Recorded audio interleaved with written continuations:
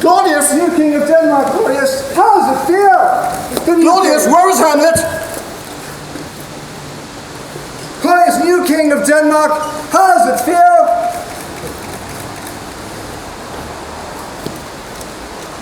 Though yet of Hamlet's, our dear brother's death, the memory be green, and that it us befitted to bear our hearts in grief, and our whole company in one brow of woe. Yet so far hath discretion fought with nature, that we with wisest sorrow think on him, together with remembrance of ourselves. Therefore, our sometime sister, now our queen, the imperial jointress to this warlike state, have we as 'twere with a defeated joy, with an auspicious and a dropping eye, with mirth in funeral and with dirge in marriage in equal scale, weighing delights and dole, taken to wife.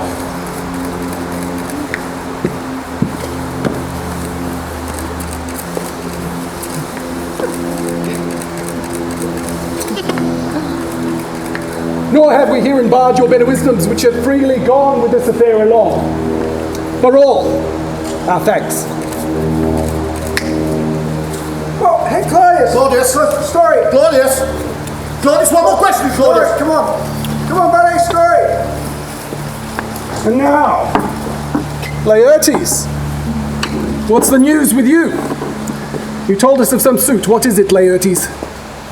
You cannot speak of reason to the Dane and lose your voice. What wouldst thou beg, Laertes, that would not be my offer, not thy asking? The head is not more native to the heart, the hand more instrumental to the mouth than is the chair of Denmark to thy father. What wouldst thou have, Laertes?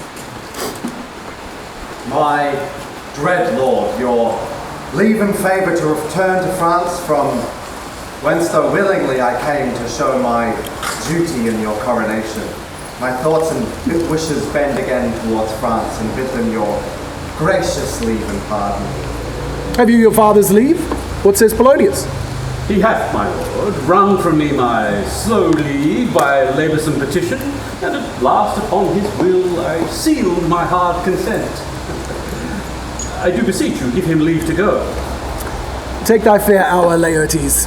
Time be thine, and thy best graces, use it at thy will. And now, my cousin Hamlet, and my son. A little more than kin, and less than kind. How is it that the clouds still hang on you?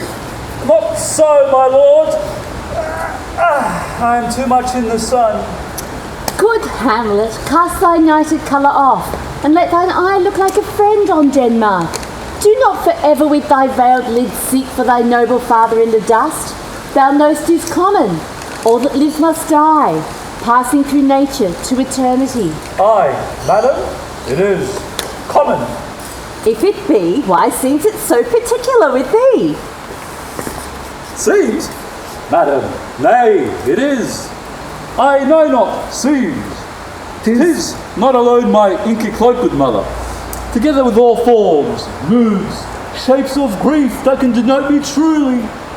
These indeed seem thy actions that a man might play. But I have that within which passes show, these but the trappings and the suit of woe. 'Tis sweet and commendable in your nature, Hamlet, to give these morning duties to your father, but you must know, your father lost a father, that father lost his, and a survivor bound in filial obligation for some term to do obsequious sorrow. But to persever in obstinate condolement is an act of impious stubbornness. 'Tis unmanly grief. It shows a will most incorrect to heaven, a heart unfortified, a mind impatient, an understanding simple and unschooled. For what we know must be, as any the most vulgar thing to sense. Why should we, in our peevish opposition, take it to heart? For aye, 'tis a fault to heaven, a fault against the dead, a fault to nature, to reason most obscene, whose common theme is death of fathers. And who still hath cried from the first corpse till he that died today? This must be so. We pray you, throw to earth this unprevailing woe, and think of us as a father. Let the world take note, you are the most immediate to our chair, and with no less ability of love than that which dear father bears his son, do I impart towards you. For you're intent on going back to school in Wittenberg. It's most retrograde to our desire, and we beseech you, bend you, to remain here in the cheer and comfort of our eye, our chiefest courtier, cousin, and our son. Let not thy mother lose her prayers, Hamlet. I pray thee, stay with us, go not to Wittenberg. I shall, in all my best, obey you, madam. Why, 'tis a loving and fair reply. Be as ourself of Denmark. Madam, come. This gentle and unforced accord of Hamlet sits smiling on my heart, in grace whereof no jocund health. Denmark drinks today, and the great cannon shall to the clouds tell. And kings rouse the heavens, all brew it again. We're speaking earthly thunder. Come on, away!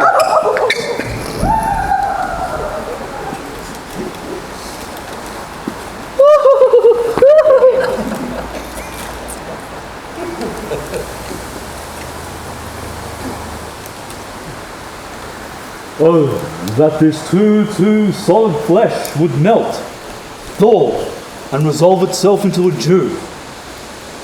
Or that the everlasting had not fixed his cannon against self-slaughter. Oh God, how weary, stale, flat, and unprofitable seem to me all the uses of this world. Fire! Fire! 'Tis an unweeded garden that grows to seed. Things rank and gross in nature possess it merely, that it should come to this. But 2 months dead, nay, not so much, not 2.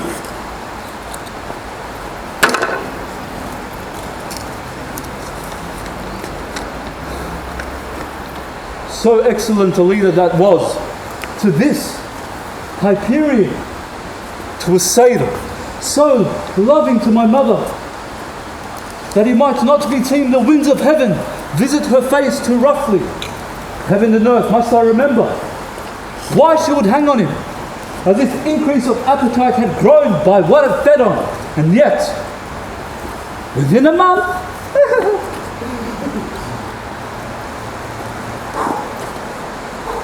Let me not think on it.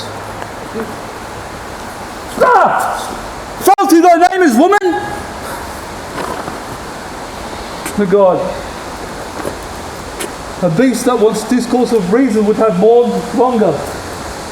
Married with my uncle, my father's brother, but no more like my father, the Knight of Hercules. Within a month, she married! O most wicked speed, close with such dexterity to incestuous sheets. It is not, nor it cannot come to good, but break my heart. For I must hold my tongue. Your lordship. I'm glad to see you well, Horatio. Or I do forget myself. The same, sir. And your poor servant ever. Sir, my good friend. I'll change that name with you. And what make it from Wittenberg, Horatio? True in disposition. Good, my lord. Marco? Marcellus? My good lord! I'm very glad to see you! Good evening, sir. But what in fact make you from Wittenberg? I came to see your father's funeral. Oh, I pray thee, do not mock me, fellow student. I think it was to see my mother's wedding. Indeed, my lord. It followed hard upon. Thrift, Horatio. The funeral baked meats did wholly furnish forth the marriage tables. But I had met my dearest foe in heaven, wherever I had seen that day, Horatio. My father. Methinks I see my father. Where, my lord? In my mind's eye, Horatio. I saw him once. He was a good leader.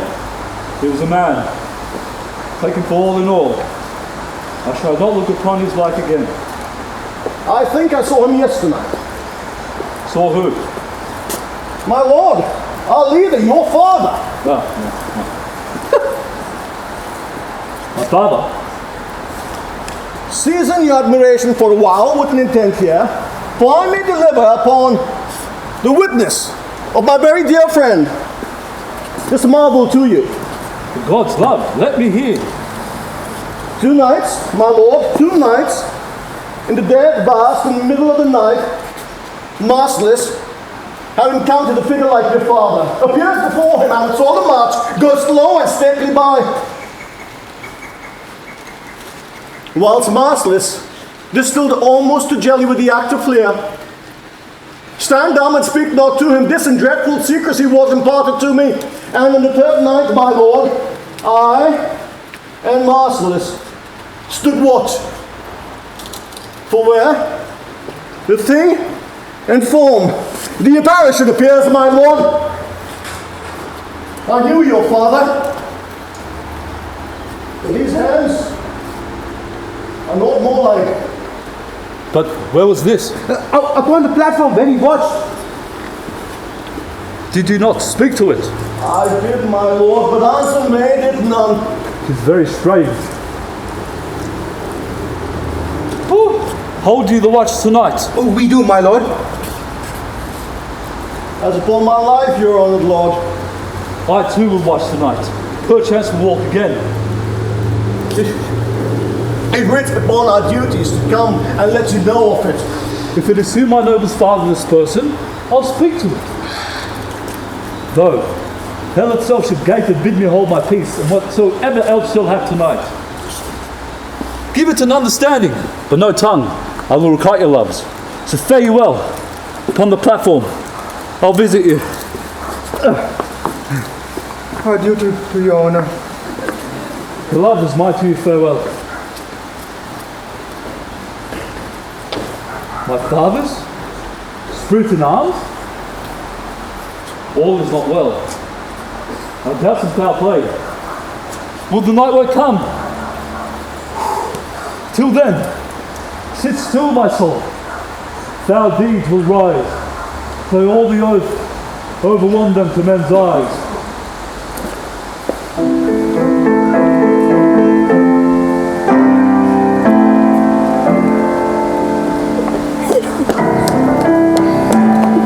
My necessaries are embarked. Farewell, sister, and as the winds give benefits and convoys assistant, do not sleep, but let me hear from you. For Hamlet and the trifling of his favour hold it a fashion and a toy in blood, violet in the youth of primy nature, forward not permanent, sweet not lasting, the perfume and suppliance of a minute no more. No more but so. Think it no more. The native crescent does not grow alone. Infuse in bulk, but as the temple waxes, the inward service, the mind and soul grows out wide withal. Perhaps he loves you now no soil nor cutell doth besmirch the virtue of his will. His greatness weighed, his will is not his own. On his choice depends the entire health and safety of this whole state. Fear it, sister, if with too credent an ear you list his songs, or lose your heart, or your chaste treasure open to his unmastered opportunity. Fear it, Ophelia, and keep you in the rear of your affection. I shall the effect of this good lesson keep, as watchman to my heart. But good, my brother, do not, as some ungracious pastors do, show me the steep and thorny way to heaven. What's like a reckless libertine, himself the primrose path of Dalian's treads, and recks not his own reed. Fear me not. I stay too long, but here father comes. Yes, dear Laertes, aboard for shame. The wind sits in the shoulder of your sail, and you are stayed for. There, my blessing with thee, and these few precepts in thy memory, see thy character. Give thy thoughts no tongue, nor any unproportioned thought his act. Be thou familiar, but by no means vulgar. No. Those friends thou hast, and their adoption tried, grapple them to thy soul with hoops of steel. Do not dull thy palm with entertainment of each new-hatched, unfledged comrade. Beware of entrance to a quarrel, but, being in, bear it that the opposed may beware thee.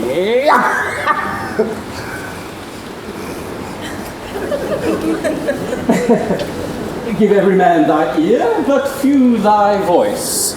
Take each man's censure, but reserve thy judgment.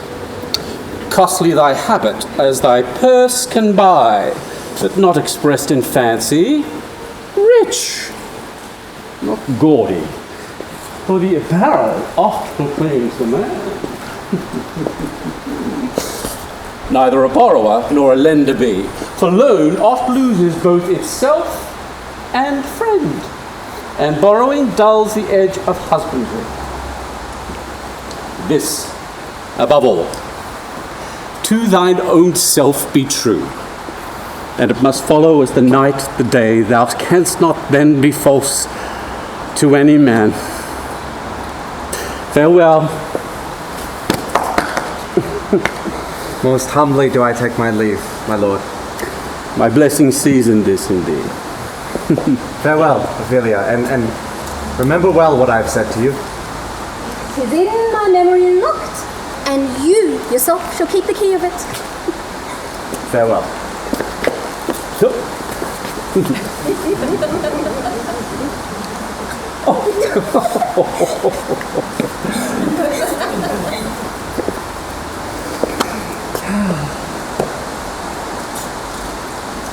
What is it, Ophelia, he has said to you? So please you, something touching the Lord Hamlet. Ah, 'tis told me he hath very often of late given private time to you, and you yourself have of your audience been most free and bounteous. If it be so as 'tis put on me, then I must tell you, you do not understand yourself so clearly as behoves my daughter and your honour. What is it between you? Give me up the truth. He hath, my lord, made many tenders of his affections to me. Affections. You speak like a green girl, unsifted in such perilous circumstance. Do you believe his tenders, as you call them? I do not know what to think. Mary, I'll teach you. Think yourself a baby that you obtain these tenders for true pay, which are not sterling. Tender yourself more dearly, or, but to crack the wind of a poor phrase running at us, you'll tender me a fool. He hath, my lord, importuned me with love in the most honourable of fashion. Oh, fashion, you might call it. Go to. And hath given countenance to his speech, my lord, with almost all the holy vows of heaven. Springes to catch woodcocks. I do know when the blood burns how prodigal the soul lends the tongue vows. These blazes, daughter, emitting more light than heat, extinct in both, even in their promise as it is a making, you must not take the fire. From this time, be somewhat scanter of your maiden presence. Set your entreatments at a higher rate than a command to part. For the Lord Hamlet, do not believe his vows, for they are brokers, not of that dye which their investments show, but mere implorators of unholy suits, breathing like sanctified and pious bawds, the better to beguile. I would not, in plain terms, from this time forth, have you so slander any moment leisure as to have words or talk with the Lord Hamlet. Look to it, I charge you. Come your ways. I shall obey.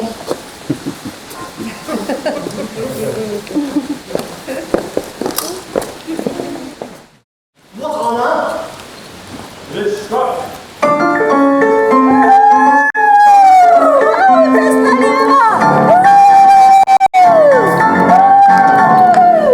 Indeed, that it draws near the season. Where in the spirit hell is wont to walk? What does this mean, my lord? Our new leader got way tonight and takes his growl. Keeps swelling and the swelling without free will. And as it drains his wrath and breaks down, the meat must raise out. The triumph of his flesh. Is it the custom? Aye, marry you. But to my mind, though I am native here, and to the man of war, it is a custom, more honoured in the breach than the observance. No, my lord.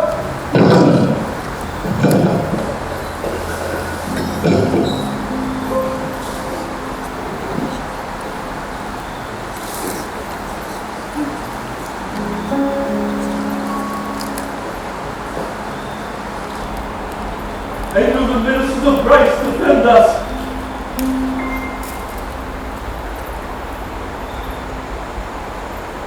Be thou spirit of health, God and dare!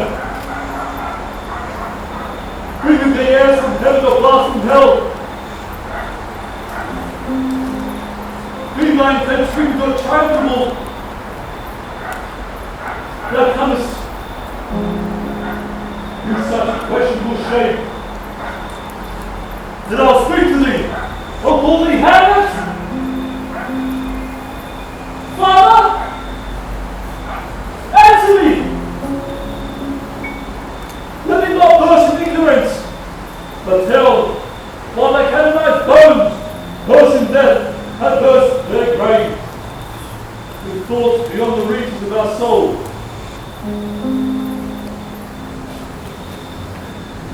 Say, what is this? Wherefore? The Revenge is no way, my lord. As if the department is designed for you alone. The butler is actually based on what moved down. But you're not going to. No, by no means. What? What should be the fee? I do not set my life in the thing's fee. That's for my soul. What can it do to that, being a thing immortal as its soul? If I be forced to get it, I'll follow it. You shall not go, my lord, except you would love my lord and dare to use a horrible form. Think of it! Hold up your hand! You shall not down! Let thank my death! Have had me!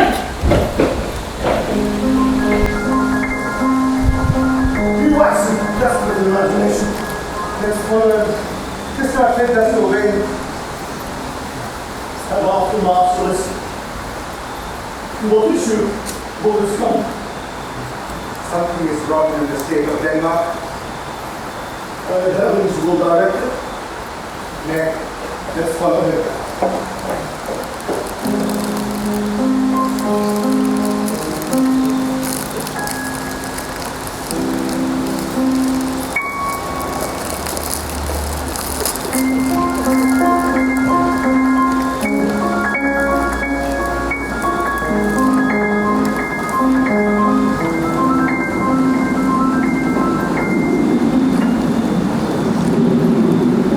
Where will that lead me? Speak! I'll go no further. Mark me! I will. My hour is almost come, when I to sulphurous and tormenting flames must render up myself. Alas, poor ghost. Pity me not, but lend thy serious hearing to what I shall unfold. Speak. I'm bound to hear. So art thou to revenge? What? Thou shalt hear. What?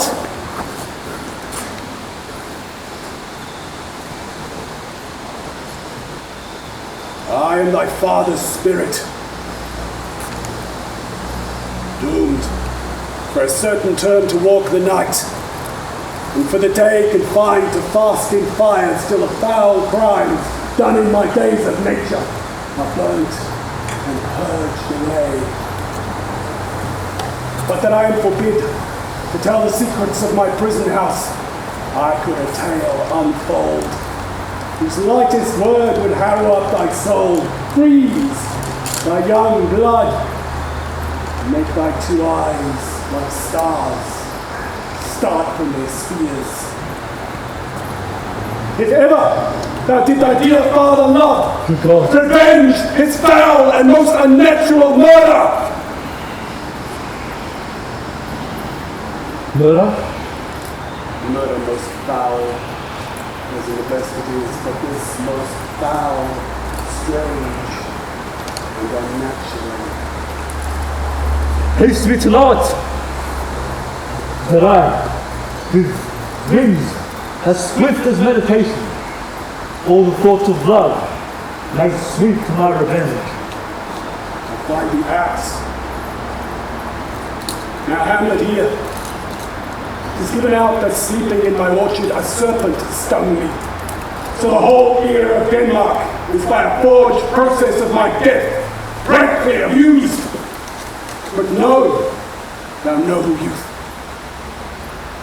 the serpent that did sting thy father's life now wears his crown.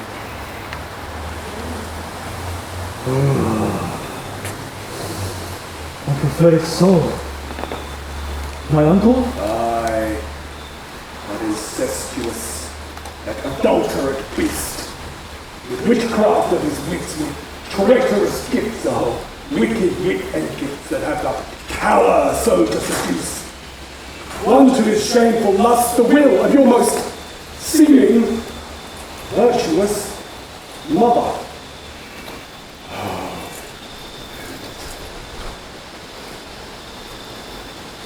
So,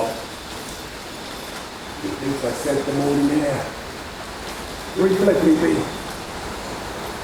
sleeping in my orchard, my custom always of the afternoon. Upon my secure hour, thy uncle stole the juice of cursed Heavenon in a vial, and in the porches of my ear, he bore the leprous distilment. Thus was I, sleeping by a brother's hand of life, of crown, of wife, once dispatched. I thought, even in the blossoms of my sin, your reckoning made, the sent to my account with all my imperfections on my head. Horrible. Most horrible. If thou hast nature in thee, bear it not. But howsoever thou pursuest this act, taint not thy mind, nor let thy soul contrive against thy mother aught. Leave her to heaven. Adieu. Adieu. Hamlet. Remember me.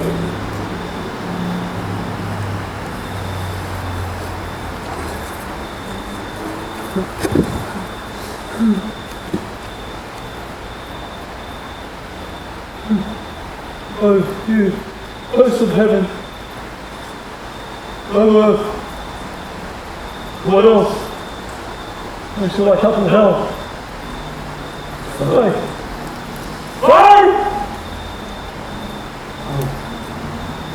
Old man, remember thee, I that poor ghost. Oh, villain, villain, smiling damn villain. So, uncle, they were. Now, it's my word, it is a Jew. Remember me. I have sworn it. My lord. My lord. What news, my lord? How is it, my noble lord? Oh, wonderful. What is it, my lord? No! You'll reveal it. No, by no means, my lord. Oh, Nor I, my noble lord. how say you then? Would heart of man once think it, but you'll be secret.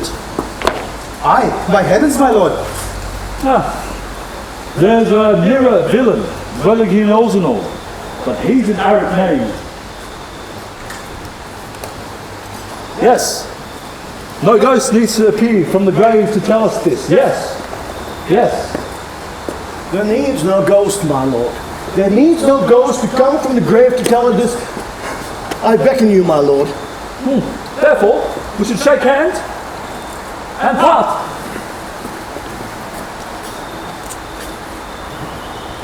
I'm sorry they offend you heartily. Yes, faith heartily. You do not offend me, my lord. Yes, by St. Patrick, but there is a ratio. And much offence too. Touching this vision here, it is an honest ghost, let me tell you. Now, good friends, as you are friends, scholars and men, give me one poor request. What is it, my lord? Never make known what you have seen tonight. We will not, my lord. Nay, but swear it.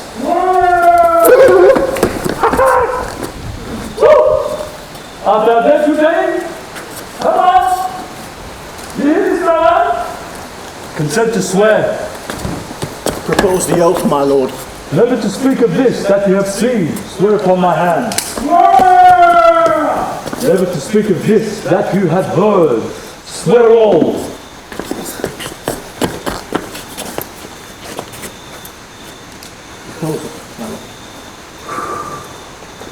Rest.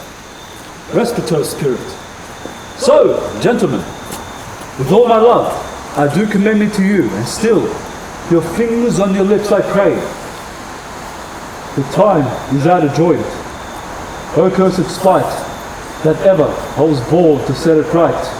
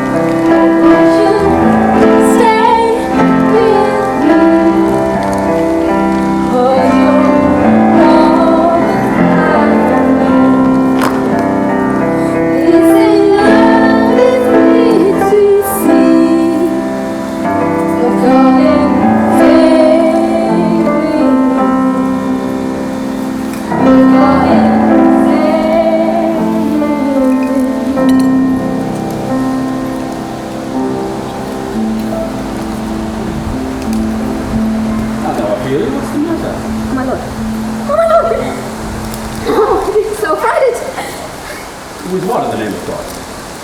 Oh, Father, I've just cited Hamlet. With a look so piteous and purport, as if he'd been loosed out of hell. To speak of such horrors, he comes before me. Mad for thy love? My lord, I don't know. But truly I do fear it. What said he? He took me by the wrist and held me hard. Then goes his the length of all his arm. And with his other hand over his brow, he stands so long, closer of my face. Then raised a sigh so piteous and profound as to shadow his fall, and then his feet.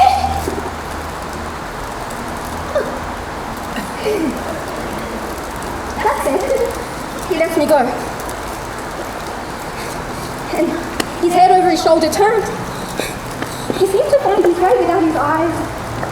Out the door you went, out there, and then to the light. Come. Go with me. We will seek Claudius.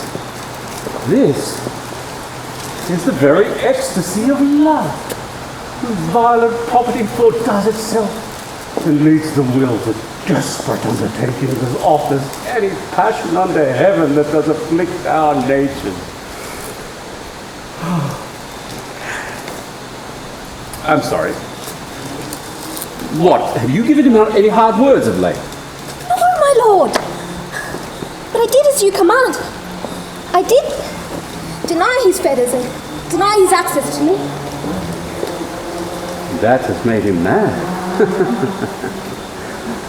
I am sorry that with better heed and judgment I have not heard of him. I feared he did a trifle and let the reckless that to shrew my jealousy. Come, go we to Claudius.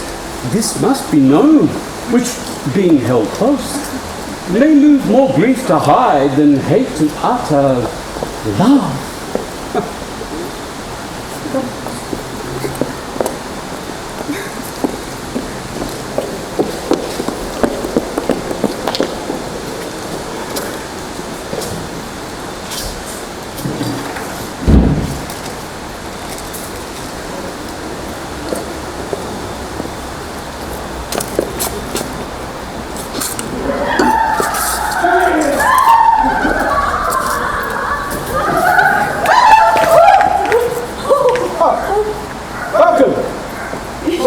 And Gildan, sir.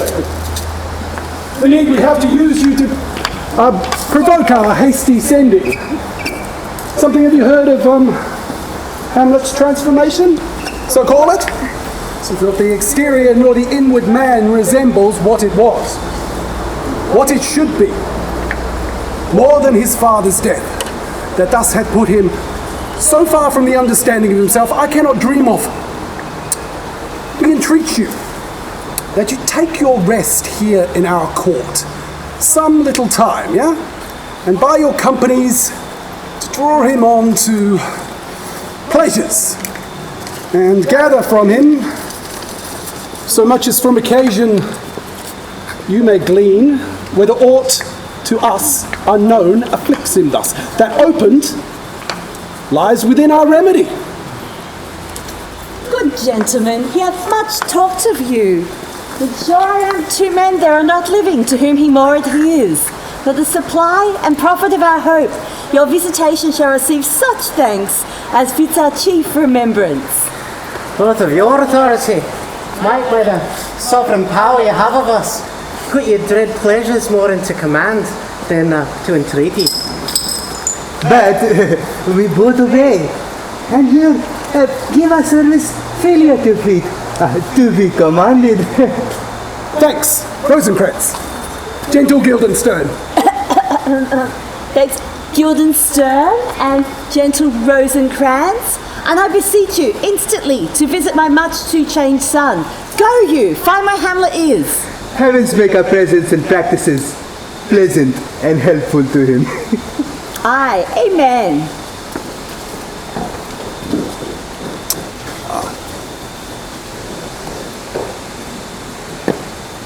Thou still hast been the father of good news. Have I, my lord? I assure my good liege, I hold my duty as I hold my soul, both to my God and to our gracious leader. I have found the very cause of Hamlet's lunacy. Oh? Well, speak of that. That I do long to hear. My liege, and madam, to expostulate what leadership should be, what beauty is. Why, day is day, night, night, and time is time. We're nothing but to waste night, day, and time. Therefore, since brevity is the soul of myth, I will be brief. Your noble son is mad. What? Mad Claudius, to define true madness, what is it? Nothing else but mad. But let that go. More matter with less art. Oh, but madam, I swear I use no art at all. That he's mad, 'tis true. 'Tis true, 'tis pity. Pity 'tis true. A foolish pity. But farewell it, for I will use no art. Mad, let us grant him, and then it remains that we find out the cause of this affair. Or rather, the cause of this defect. I have a daughter, while she is mine, who in her duty and obedience, have given me this. Now gather and surmise. To the celestial and my soul's idol, the most beautified Ophelia. That's an ill phrase. Vile phrase. Beautified. Vile phrase. But farewell, for I will use no art. In her excellent white bosom,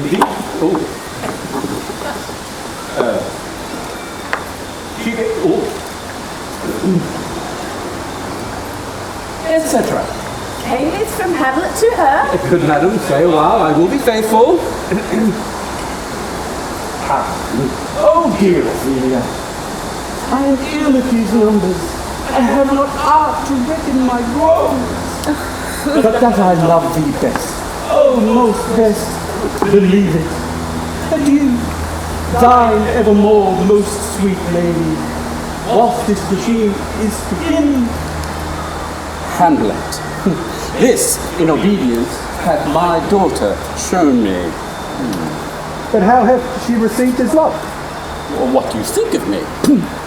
As a man, faithful and honourable. I would fain prove so. But what might you think when I see this hot love on the wings I perceive it? I precepts gave her. that she should lock herself from his resort, admit no messages, receive no tokens, which done, she took the fruits of my advice.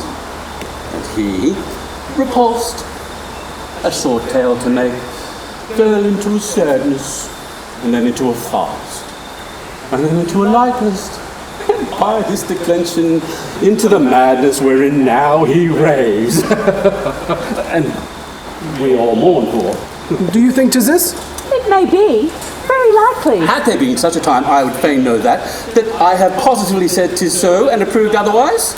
Not that I know. How may we try it first?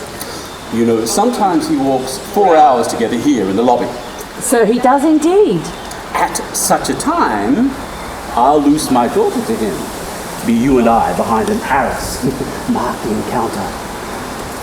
If she love him not, and be not, if he love her not, and be not from his reason fallen thereon, let me be no assistant for a state, but keep a farm and park. We will try it. But look where sadly the poor wretch comes, reading. Away, I beseech you, close away. I'll board him presently.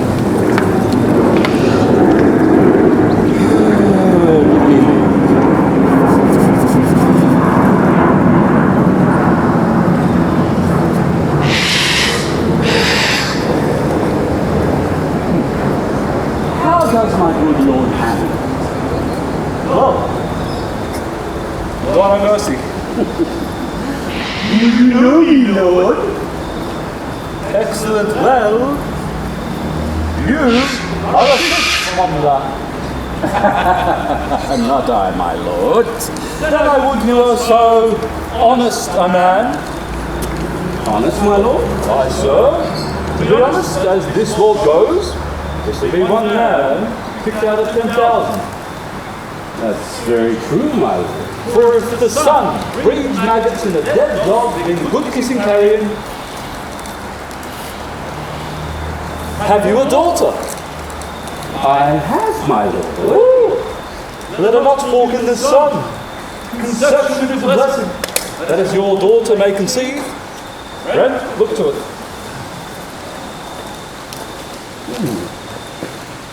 How say you by that? Still harping on my daughter. You knew not at first. Thought I was a fishmonger. Far gone, far gone. And truly, in my youth, I suffered much extremity for love. Very years. I'll talk to him again. What do you read, my lord? Words. Words. Words. What's the matter, my lord? Between who? The matter that you read, my lord. Slanders, sir. For the satirical rogue says he that old men have grey beards, that their faces are wrinkled, and that they have a plentiful lack of wit. All which, sir, though I most powerfully and totally believe, yet I hold it not honestly to have it thus set down.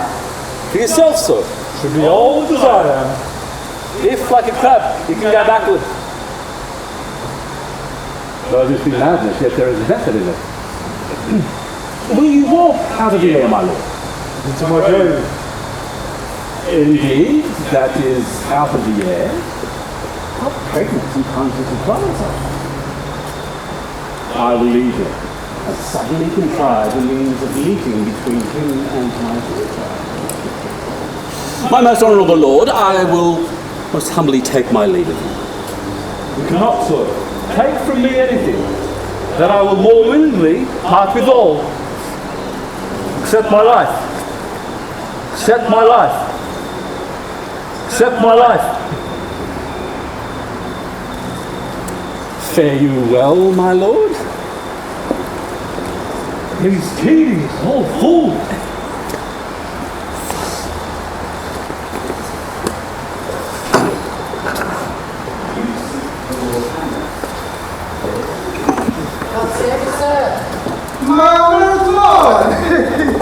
My most dear lord. My excellent good friends! How dost thou, Guildenstern?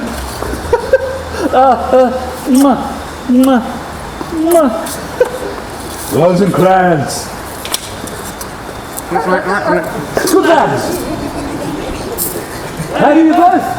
As indifferent children of the earth. Happy that we are not over happy. In the fortune scale, we are not the very button. Nor the soles of her shoes. Neither, my lord. Ooh. Then you live about her waist or in the middle of her fingers. In the secret parts of fortune, almost true. She's a strumpet! What's the news? None, my lord, but that the world's grown honest. Then is doomsday near? But your news is not true. Let me question more in particular. What have you, my good friends, deserved at the hands of fortune that she sends you to prison hither? Prison, my lord? Elsinore's the prison. Then it's the world one. A goodly one, in which there are many confines, walls and dungeons. Elsinore being one of the worst. You think not so, my lord? Why then it is none to you? For there is nothing either good or bad, but thinking makes it so. Me, it is a prison. And then your ambition makes it one. 'Tis too narrow for your mind. My God, I could be bounded in a nutshell and count myself a king of infinite space, were it not that I have bad dreams. Dreams indeed are ambition. For the mere substance of the ambitious is merely the shadow of a dream. A dream itself is but a shadow. Truly. And I hold ambition of so airy and light a quality. It's but a shadow. Then are our beggars' bodies and our leaders and outstretched heroes the beggars' shadows? Shall we to the court? For by my faith I cannot reason. We will wait upon you. No such matter. In the beaten way of friendship, what make you at Elsinore? To visit you, my lord. No other occasion. Were you not sent for? Is it your own inclining? Is it a free visitation? Come, deal justly with me. Come. Nay, speak! What should we say, my lord? Why anything, but to the purpose. You were sent for. And there's a kind of confession in your looks. I know our illustrious leaders have sent for you. To what end, my lord? That you must teach me. But let me conjure you by the rights of our fellowship, whether you were sent for or no. What say you? If you love me, hold not off. My lord, we were sent for. I will tell you why. So shall my anticipation prevent your discovery. And your secrecy to Claudius and Gertrude halt no further.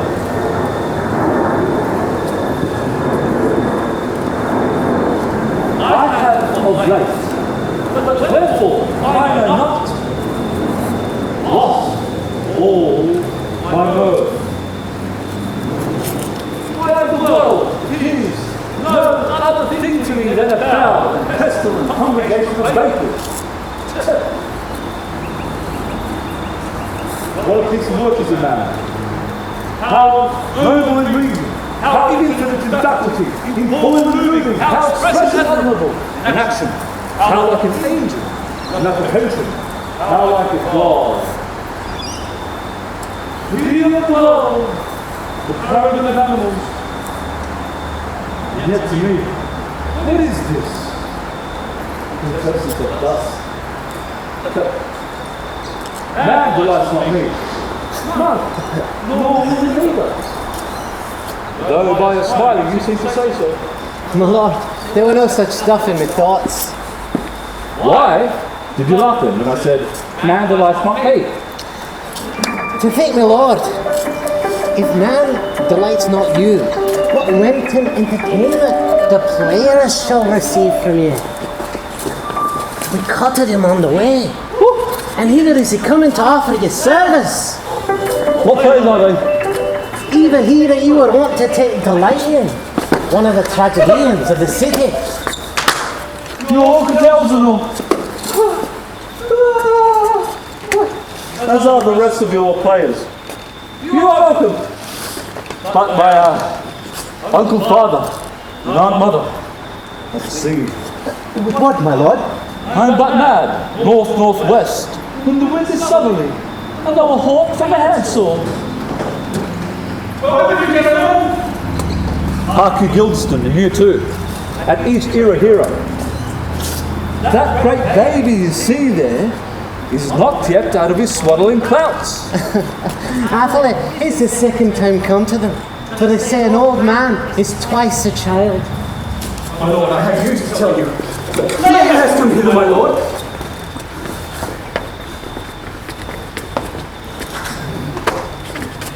Buzz! What mine honor? Then came the actor on his arm.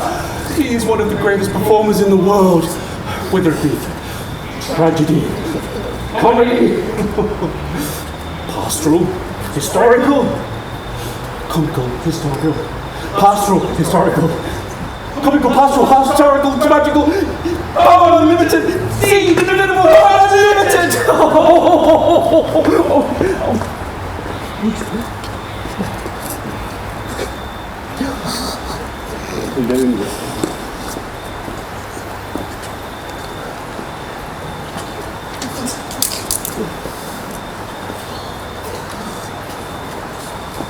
Who will you play tomorrow?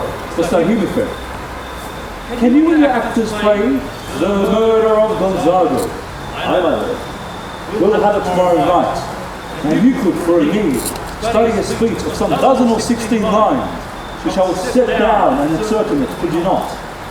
Aye, my lord. Very well, get you ready. My good friends, I'll leave you till night. You are welcome to Elsinore.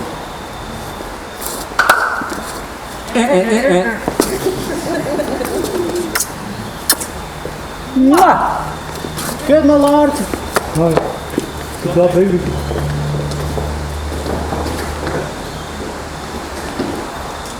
I've heard that guilty creatures sitting at a play have, by the very cunning of the sea, been struck so to the soul that presently they have proclaimed their malefactor. For murder, though it have no tongue, to speak with most miraculous organ. I'll have these plays play something like the murder of my father or my uncle. I'll observe his looks.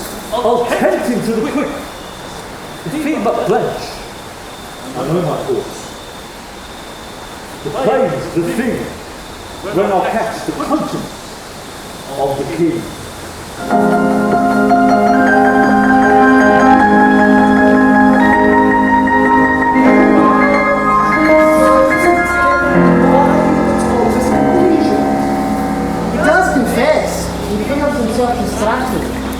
But from what cause he will by no means speak. Nor do we find him forward to be sounded. But with a crafty madness, keeps aloof. Did he receive you well? Most like a gentleman. Negative question, but of our demands most free in his reply. And did you essay him to any pastime? Madam, it so fell out that certain players were overwrought on the way. Of these we told him, and it did seem in him a kind of joy to hear of it. They're about the house. 'Tis most true. And he did entreat me to beseech you both to hear and see the matter. Oh, with all my heart. And it doth much entreat me to see him so inclined. Good gentlemen, give him a further edge and drive his purposes on to these delights. We shall, my lord. Thank you. Sweet Gertrude, leave us too, for we have closely sent for Hamlet hither, that he, as 'twere by accident, may hear of Ophelia. Her father and myself, lawful espions, shall so bestow ourselves unseen, and gather from him how he is behaved, whether it be the inclination of his love or no that thus he suffers for. I shall obey you. And for your part, Ophelia, I do wish that your good beauties be the happy cause of Hamlet's wildness. So shall I hope your virtues will bring him to his wonted way again, to both your honours. Madame, I wish it may.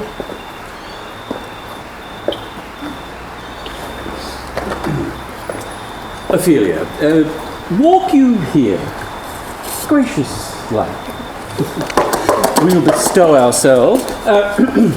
Read on this book that sure such an exercise may colour your loneliness. Oh, I think I hear him coming. Let's withdraw, my lord.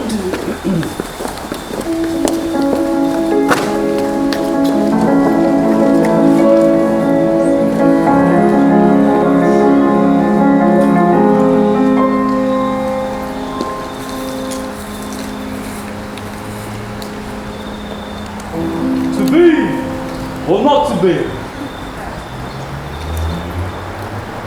To be or not to be? That is a question. Whether 'tis nobler in the mind to suffer the slings and arrows of outrageous fortune, or to take arms against a sea of troubles by opposing envy, to die, to sleep no more, by a sleep to save, we end the heartache and the thousand natural shocks that flesh is heir to. 'Tis a consummation devoutly to be wished. To die. To sleep. To sleep. Perchance to dream. Aye. There's the rub. For in that sleep of death, what dreams may come, when we have shuffled off this mortal coil, must give us pause. There's the respect that makes calamity of so long life. For who would bear the rips and scorns of time, the oppressor's wrong, the proud man contumely, the pangs of despised love?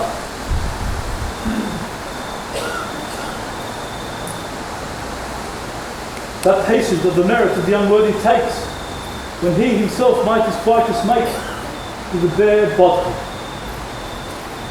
Who would find us there, to grunt and sweat under a weary life? But that the dread of something after death, the undiscovered country from whose board no traveller returns, puzzles the will and makes us rather bear those ills we have than to fly to others that we know not of.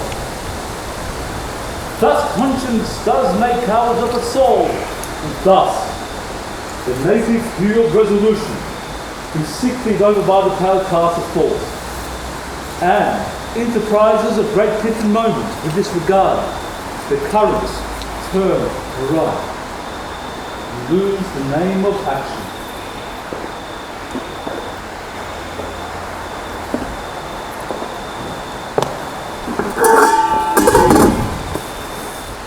Softly now. The Ferrophilia. Nymph in thy horizon. Be all my sins remembered. Good, my lord. And how does your honour for this many a day? I humbly thank you. Well.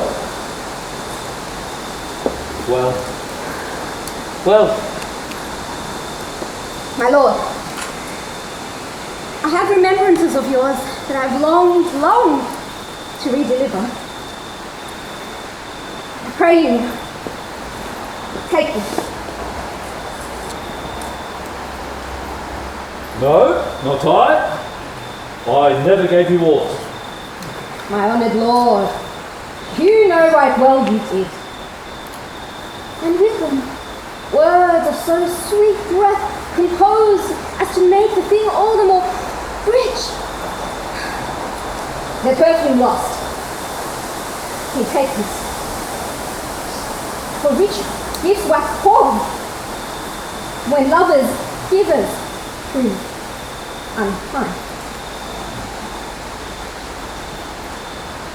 There, my lord.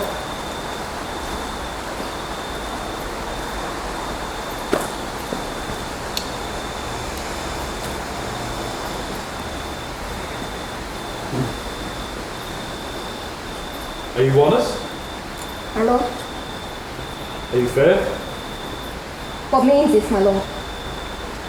that if you be honest and fair, your honesty should admit no discourse to your beauty. For beauty, my lord, how better comments than with honesty? Aye, truly. For the power of beauty will sooner transform honesty from what it is to a ball than the force of honesty can translate beauty into a slightness. This was sometime a paradox, but now the time gives it proof. I did love you once.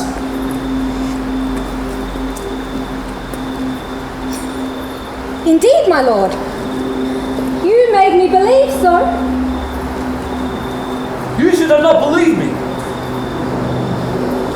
For virtue cannot so inoculate our old stock, but we shall relish of it. I loved you. But I was a little more deceived.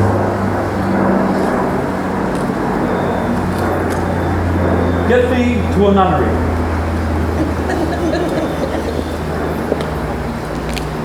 Why wouldst thou be a breeder of sinners?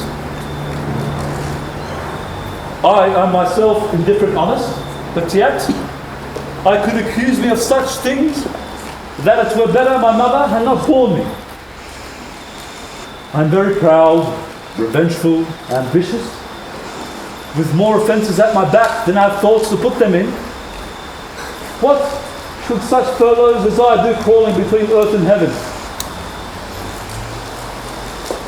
We are arrant knaves, all. Believe none of us. Go thy ways to a nunnery. Where's your father? At home, my lord. Oh. Let the doors be shut upon him, that he may play the fool nowhere but in his own house. Farewell. Sweet heavens, help him. If thou dost marry, I'll give thee this plate for thy dowry. Be thou chaste as ice, as pure as snow. Thou shalt not escape calumny. To a nunnery, go! For if thou wilt needs marry a fool. For wise men know well enough what monsters he maketh them. To a nunnery, go! Too. Farewell! Heavens, restore him! I've heard of your paintings too. Well enough, God has given you one face, and you make yourselves another. You jig, you amble, and you lisp. You nickname God's creatures, and make your wantonness your ignorance. Go to. I'll know more on it. It hath made me mad. I say, we will have no more marriages. Those that are married already, all but one shall live. The rest shall keep as they are. To a nunnery. Go!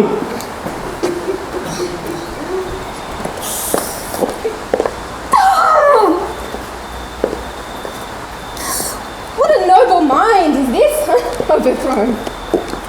To courtiers, soldiers, scholars' eye, tongue, sword. The expectancy and rose of the fair state. The glass of fashion and the mould of form. The observed of all observers. Quite down. And drive ladies, most dejected and wretched. To have sucked the honey of his music vows. Now see that noble and sovereign reason like sweet bells jangled out of tune and harsh. That unmatched form and feature of blown youth blossom with ecstasy. Woe is me.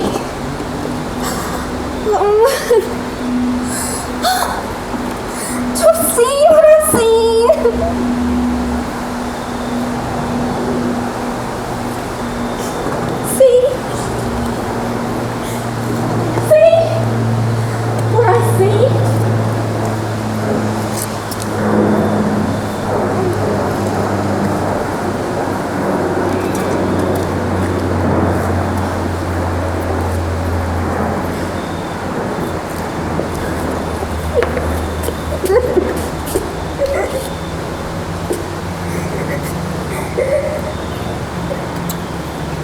Love. His affections do not that way tend. Nor what he spake, though it lacked form a little, was not like madness. There's something in his soul, which his melancholy sits on brood, and I do doubt the hatch and disclose will be some danger. Which for to prevent, I have in quick determination thus set it down. He shall with promotion to England, for the demand of our neglected tribute. Haply the seas and countries different with variable objects shall expel this something settled matter in his heart, wherein his brains still beating puts him thus from fashion of himself. What think you ought? Shall do well, my lord. But yet do I believe the origin and commencement of his grief sprung from neglected love. Now, now, Ophelia, you need not tell us what the Lord Hamlet said. We heard it all. My lord, do as you please. But if you see fit, after the play, let his queen mother all alone entreat him to show his grief. Let her be round with him. And I'll be placed, so please you, in the ear of all their conference. If she find him not, to England send him, or confine him where best your wisdom shall think.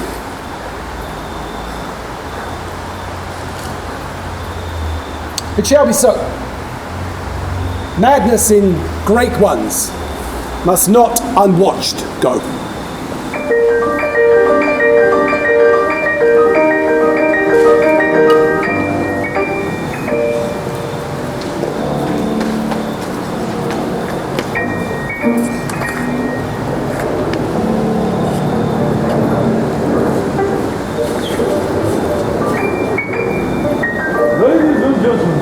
Ladies and gentlemen, ladies and gentlemen.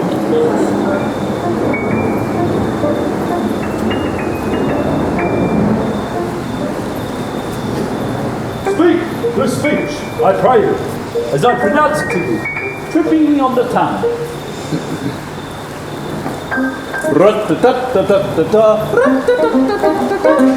But did you know that, as many of your players do, I have as lief the town crier spoke my line.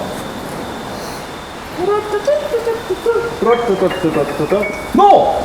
Do not saw the air too much with your hand, thus, but use all gently, for in the very torrent, tempest, and, as I may say, the whirlwind of passion, you must apply and beget a temperance that may give it the smoothness.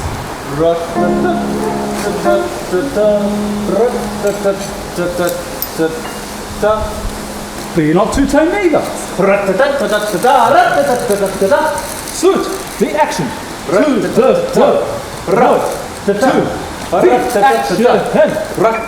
the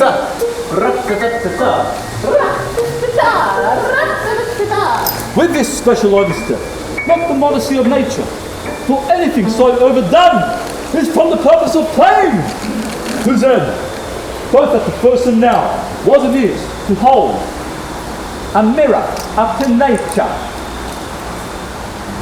show her own feature, score her own image, and the very age and body of time with form and pressure.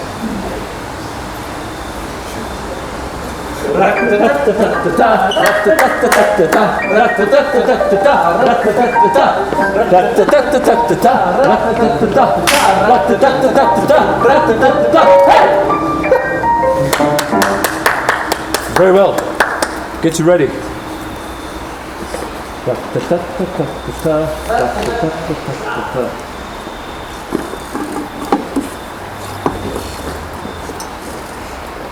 How now, my lords? Will Claudius see this piece of work?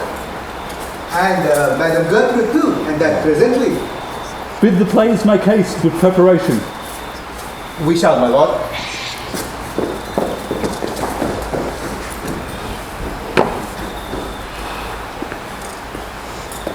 Give me that man that is not passion slave, and I will wear him in my heart's core, aye, in my heart of heart. As I do thee, Horatio. Yes, sweet lord. Horatio, there is a play tonight before Claudius.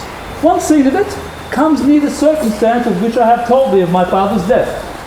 I prithee, when thou seest thou act afoot, give Claudius heedful note, for I, mine eyes, will rivet to his face, and after we will both our judgments join in the centre of the season. They're coming to the plate. Get you ready. I must be idle.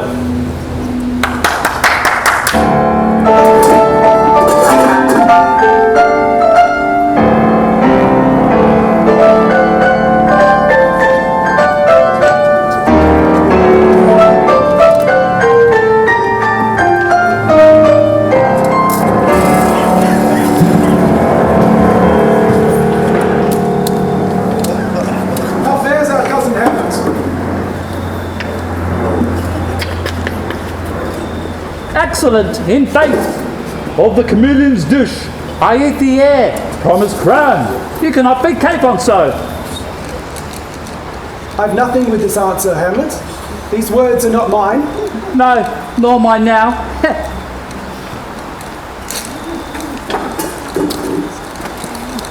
Woo! My lord, you played once in the university, is that? I did, my lord, and I was accounted a good actor. What did you enact? I did enact Julius Caesar. I was killed in the Capitol. Brutus killed me. It was a brute! Capital calf, the killing there in the capital calf. Believe the play's ready. My lord, they wait upon your patience. Come hither, my dear Hamlet. Sit by me. No, mother. He is metal more attractive. You mark that. Lady, shall I lie in your lap?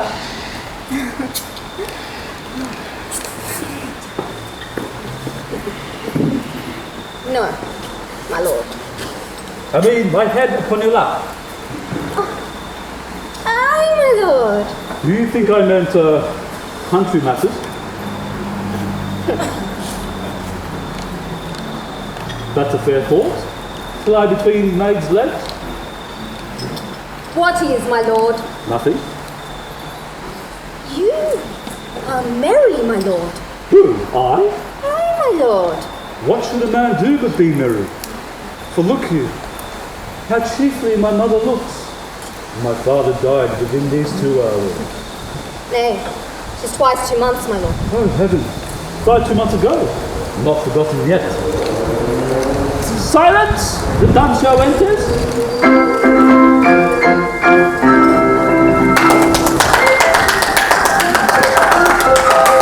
Ladies and gentlemen, Horizons Theatre presents Punch and Judy's The Mousetrap.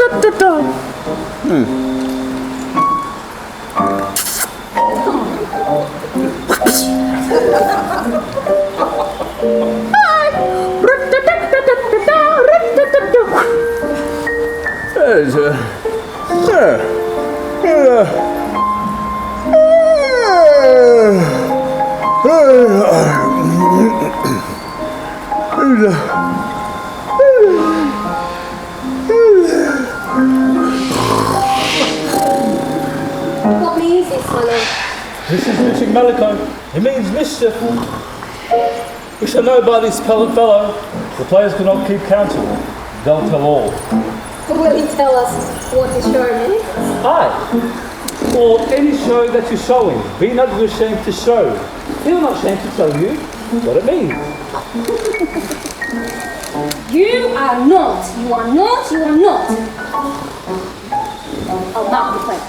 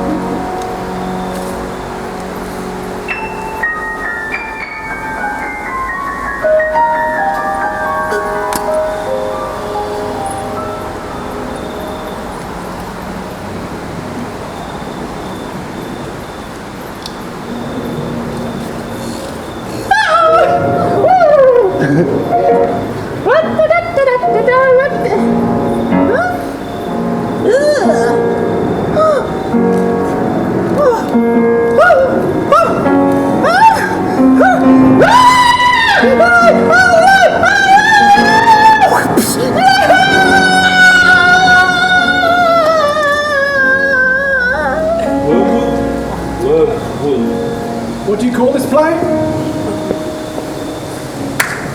Marry how? Tropically. It's called the Mousetrap. This play is the image of a murder done in Vienna. Gonzago is the Duke's name. His wife, Baptista. Baptista! You shall see anon. It is a knavish piece of work. But what of that? Your Majesty, we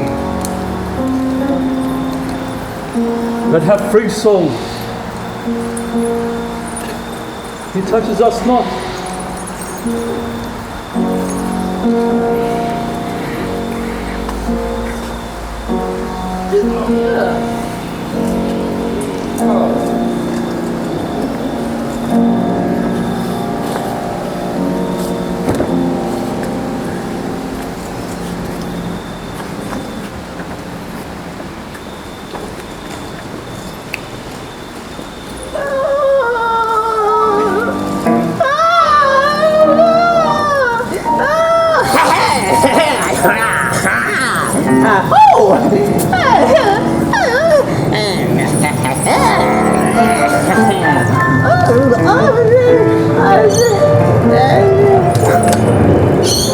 This is one.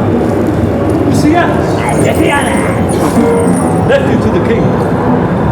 You shall see anon how the murderer gets the love of Gonzago's wife.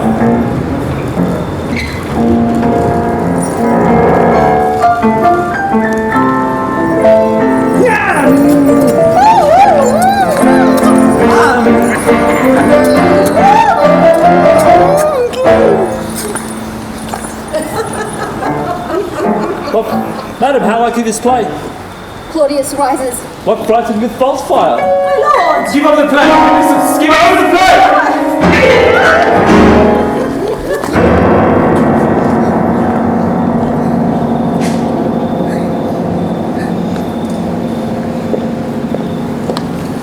Why let the stricken deer go weep? The heart and gold play, for some must watch, while some must sleep.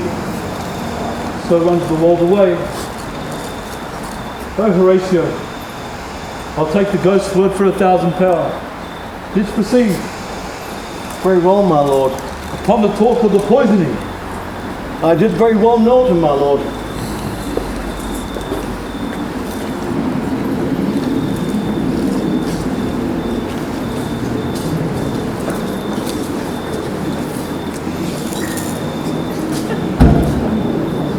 Lord, you once did love me.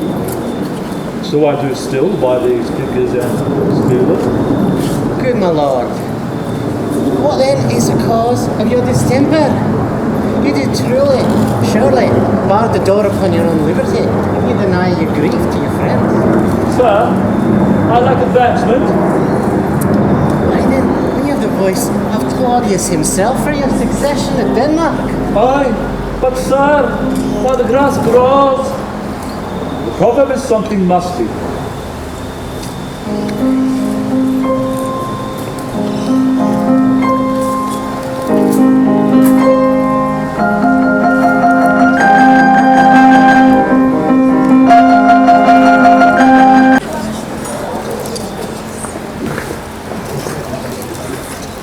God bless you, sir. My lord, your mother would speak with you, and presently. You see, yonder cloud that's almost in shape of a camel? By the mass, what do you think it is in the shape of a camel? Methinks it is like a weasel, It's fat like a weasel, or like a whale. very like a whale. Then I will come to my mother by and by. They fool me to the top of my bent. I will come by and by. I will say so. By and by is easily said. Leave me, friend.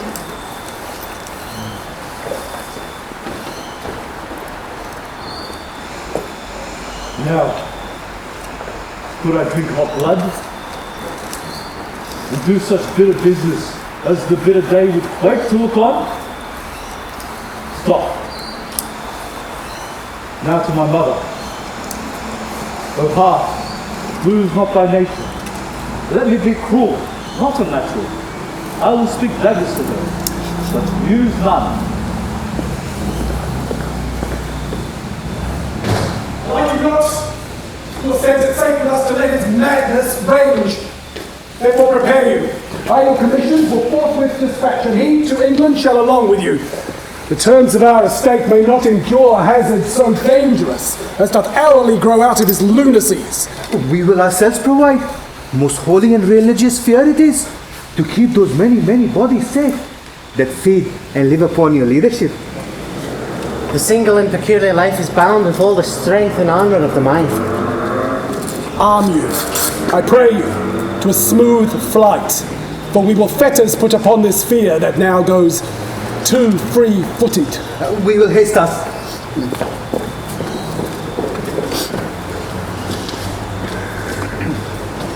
My lord, he is going to his mother's closet. Behind the arras I'll convey myself to hear the matter, and warrant she'll tax him home. I'll call on you ere I go to bed, tell you what I know. Thanks, my good lord.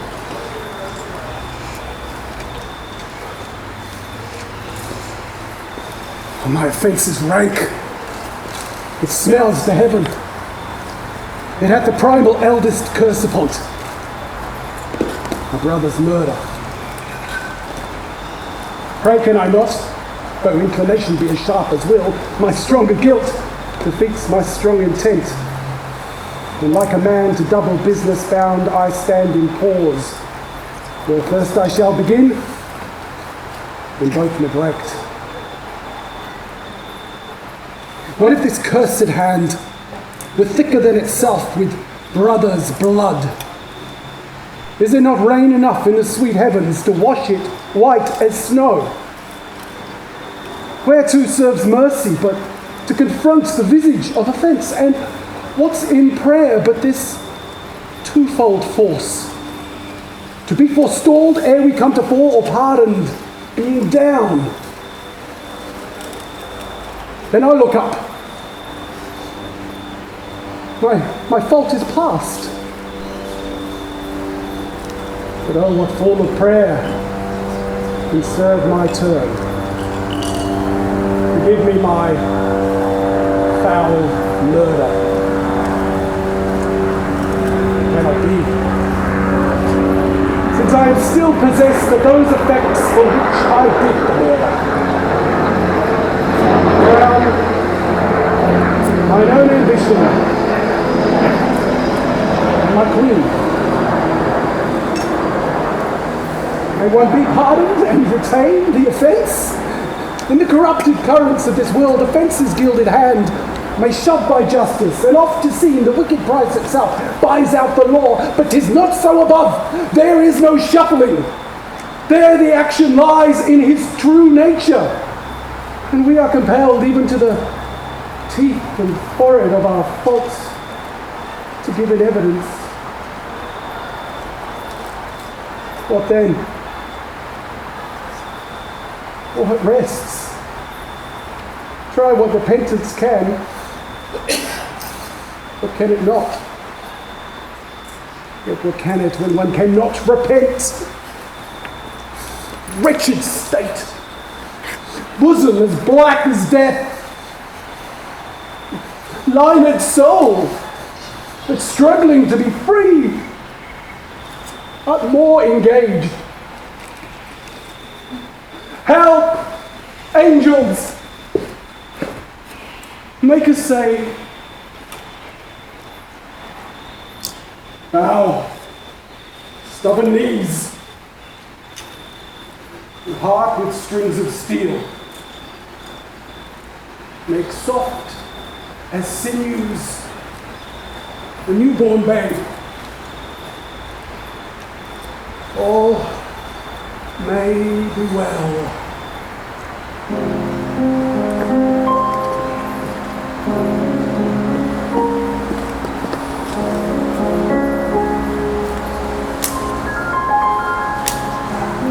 Now, might I do it, Pat?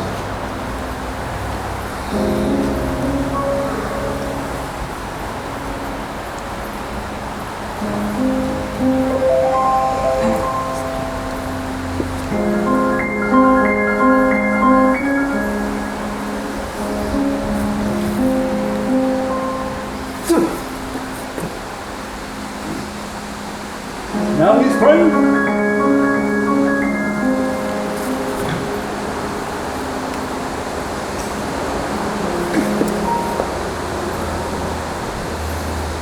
Now, I'll do it.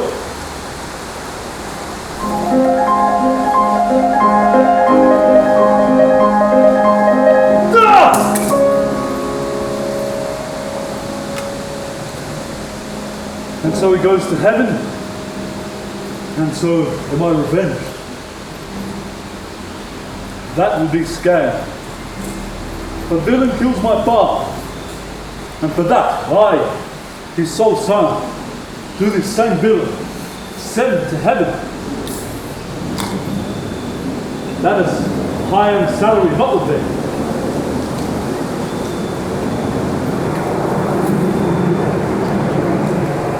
He took my father grocery, full of bread, all his pride, raw clothes, as flush as made.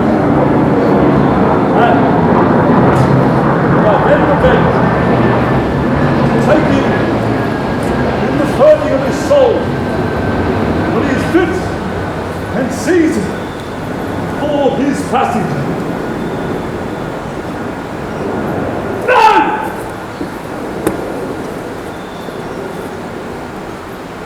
Upgrade. Know thou more horrid head.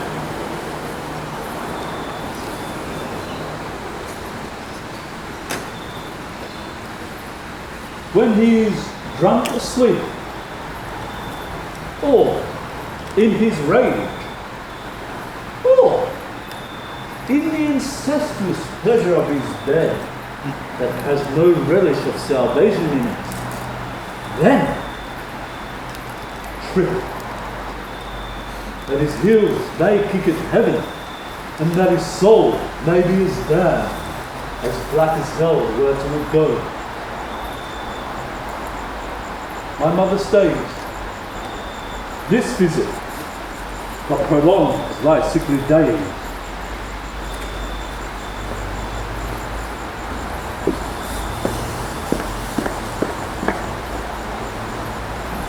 My words fly up.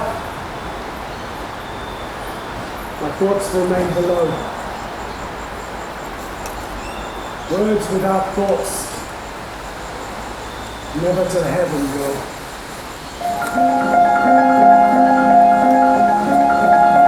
He will come straight.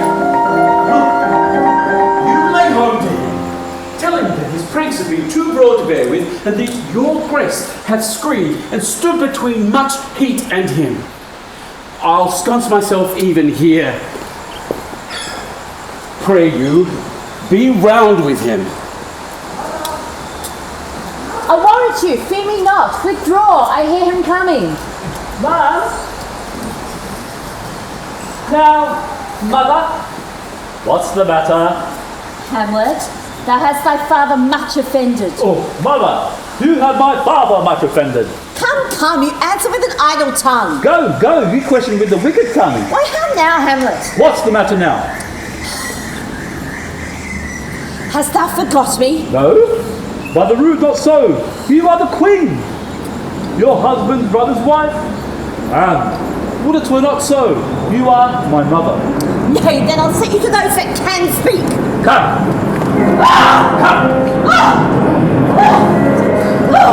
Sit you down. You shall not bite till I set you up the grass, where you may see the inmost part of you. What will that do? That will not murder me. Help! And now, a rat, dead for a ducat. Dead!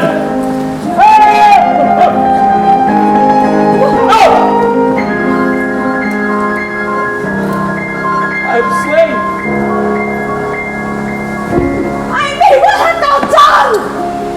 Nay, I know not. Is it your husband? Oh, what a rash and bloody deed is this! A bloody deed, almost as bad, good mother, as kill a king and marry with his brother. As kill a king? Aye, lady, 'twas my word.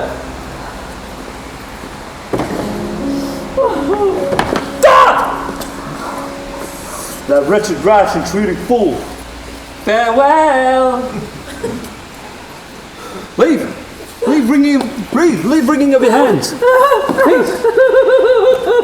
Sit you down. And let me wring your heart, for so I shall, as the be made of penetrable stuff. What have I done that thou darest wag thy tongue in noise so rude against me? Such an act that blurs the grace and blush of modesty, takes the rose from the fair forehead of an innocent love, and sets a blister there, makes marriage vows as false as Dice's oaths, is thought sick at the act. I mean, what act that roars so loud and thunders in the index? Look it upon this picture, and on this, the counterfeit presentment of two brothers. See what a grace was seated on this brow to give the world assurance of a man. This was your husband. Looking now what follows. Here is your husband, like a Mildred Eve blasting his wholesome brother. Have you eyes? Could ye on this fair mountain leave to feed, and batten on this wall? Have you eyes? What devil was it that thus hath cozened you at woman and blind? Eyes without feeling without sight, ears without hands or eyes, smelling sounds all, oh shame, where is thy blush? Oh, heaven, speak no more! Thou turnest my eyes to my very soul, and there is these such black and graven spots that will not leave their teeth.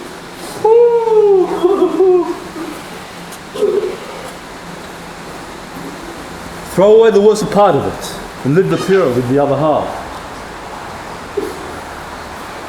Good night.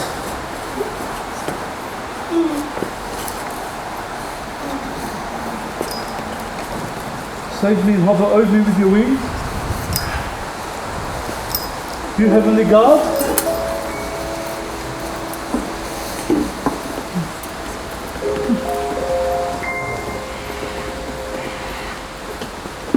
you raise his finger? Alas, he's mad!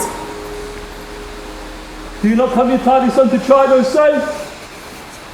Do not forget, this visitation is but to whet thy almost blunted purpose. Look, amazement on thy mother sits. Step between her and a fighting soul. Speak to her, Hamlet. How's it with you, lady? Alas, how is it with you, that you defend your eye of vacancy, and with the incorporeal heir do hold discourse? Oh, gentle son, upon the heat and the flame of thy distemper, sprinkle cool patience. Whereon do you look? You see nothing there. Who do you speak this? Nor did you nothing use. No, nothing at all, yet all there is, I see. My father, in his habit as he lives. Look where he goes. Look, even now, out at the portal. This is the very coinage of your brain. The bodiless creation ecstasy is very cutting in. Ecstasy? My pulse is yours, doth temporarily keep time, and makes us helpful music. It is not madness. Hamlet, plug my heart in twain. Throw away the worst part of it, and live the pure with the other half. Good night. But go not to mine uncle's bed. Assume a virtue if you have it not. I'll blessing beg of you. And for this same Lord, I do repent. But heaven hath pleased us so to punish me with this, and this with me. And so again, good night. I must sit full, only to be kind. Thus bad begins, and the worst remains behind. One word more, good lady. What would thou have? Not this, by no means, that I bid you do. Let blood of Claudius tempt you against the bed. Make you gravel all this matter out. That I, essentially, am not in madness, but mad in craft. 'Twere good you let him know. Be thou assured, if words be made of breath and breath of life, I have no life left to breathe what thou hast said to me. I must to England, you know that. Alack, I had forgot, 'tis concluded on. My two schoolfellows, whom I will trust as I will others fain. They bear the mandate. They must sweep my way and march me to knavery. Let her work. This man shall set me packing. I'll lug the guts into the neighbour room. Mother, good night. Oh, indeed, this counsellor is now most still, most secret and most grave, who was in life a foolish prating knave. Come, sir, to draw toward an end with you. Good night, mother.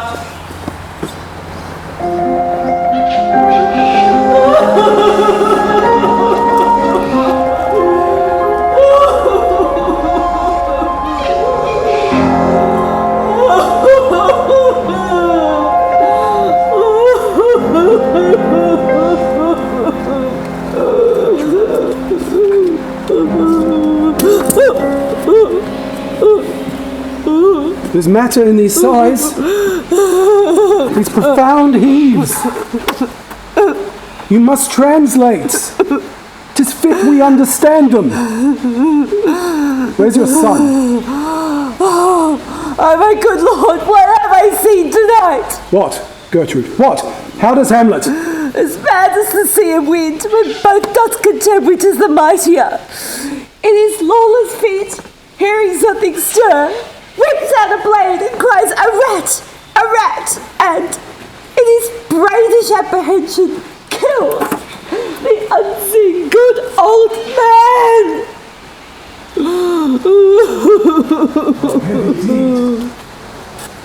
Had it been so with us, had we been there? His liberty is full of threats to all. To you, yourself, to us, to everyone. Alas, how shall this bloody deed be answered? It will be laid to us, whose providence should have kept short, restrained and out of haunt. This mad young man. If so much was our love, we would not understand what was most fit. Where is he gone? To draw apart the body he hath killed, over whom his very madness, like some ore among the minerals of metal's base, shows itself pure, that he weeps for what is done. Come, Gertrude, come. The sun shall no sooner the mountain touch, but we shall ship him hence. And this vile deed we must with all our majesty and skill both countenance and excuse. Ho, Guildenstern!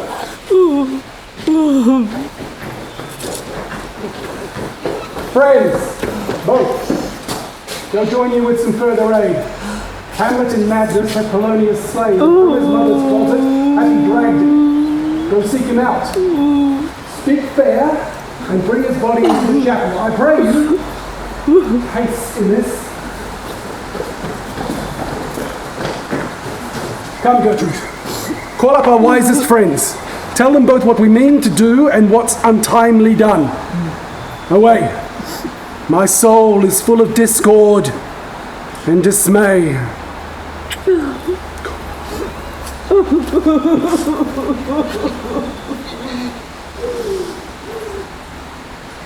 How dangerous is it that this man goes loose? Yet must not we put the strong law on him? He's loved of the distracted multitude who like not in their judgment, but in their eyes. This sudden sending away must seem deliberate pause. Diseases desperate grown are by desperate appliance relieved, or not at all. How now, what hath befallen? Where the dead body is bestowed, my lord. We can't get from him. But where is he? Guarded, my lord. Without. Bring him before us. Oh, Guildenstern! Bring him, my lord!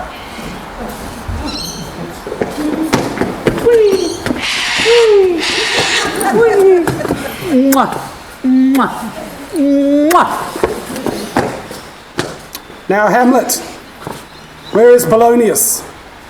At supper. At supper. Where? Not where he eats, but where he is eaten. A certain complication of politic worms are eaten at him. Your worm is your only emperor for diet. We fat all creatures, else to fat us, and we fat ourselves for maggots. Your fat king and your lean beggar is but variable service, 2 dishes, but 1 table. That's the end. Alas! Alas! A man may fish with the worm that hath eat of a king, and eat of the fish that hath fed of that worm. What does thou mean by this? Nothing, but to show you how a king may go progress through the guts of a beggar. Where is Polonius?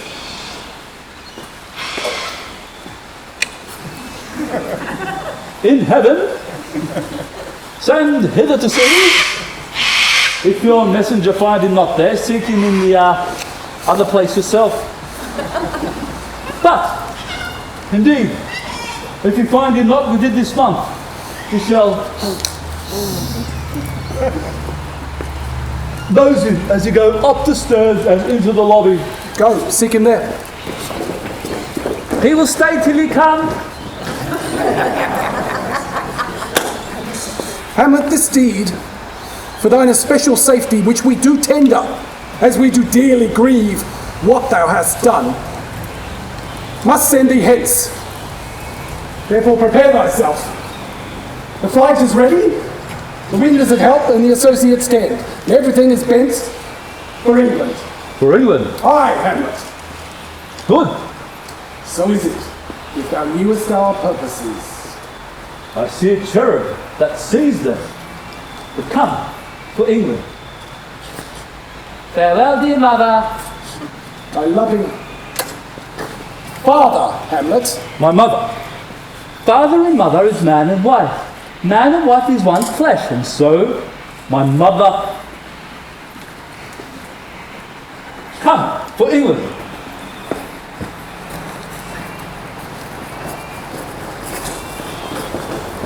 Follow him at foot. Tempt him with speed aboard. Delay it not. I'll have him hence tonight. Away! Away!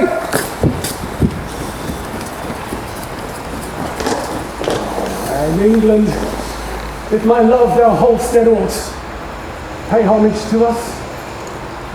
Thou mayest not coldly set our sovereign process, which imports set full, with message congruing to that effect, the present death of Hamlet. Do it, England. Like the hectic in my blood he rages, and thou must cure me, till I know 'tis done. Howe'er my haps, my joys were ne'er begun. I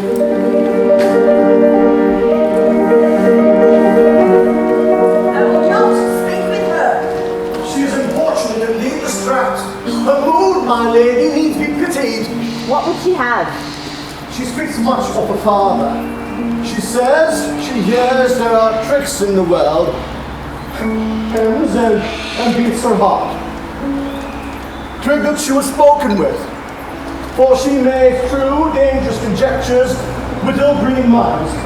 Let her come in.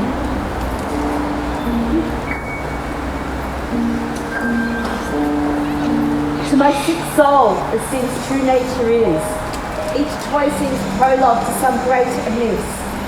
So full of artless jealousy is guilt, spills itself in fearing to be spilt.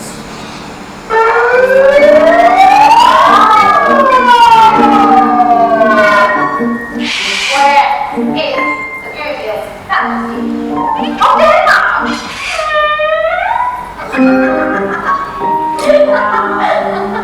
How now, Julia?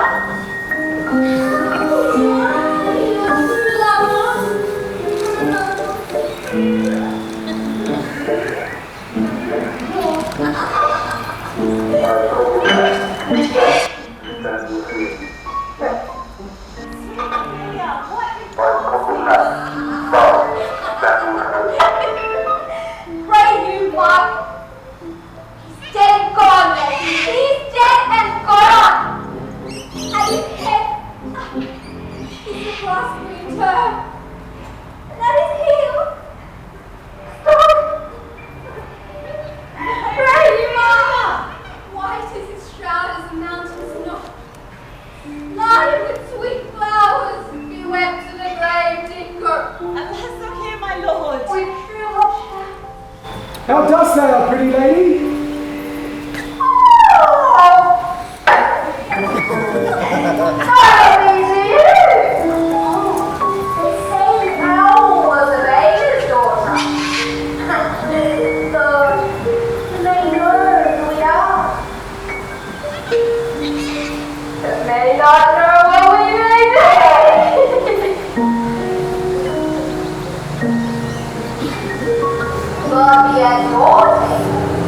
Conceit upon her father.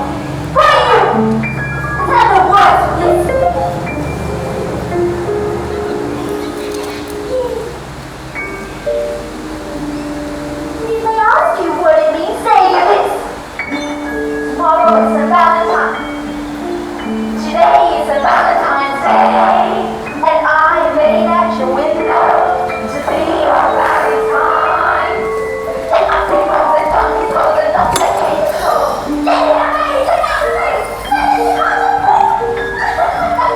Pretty Amelia.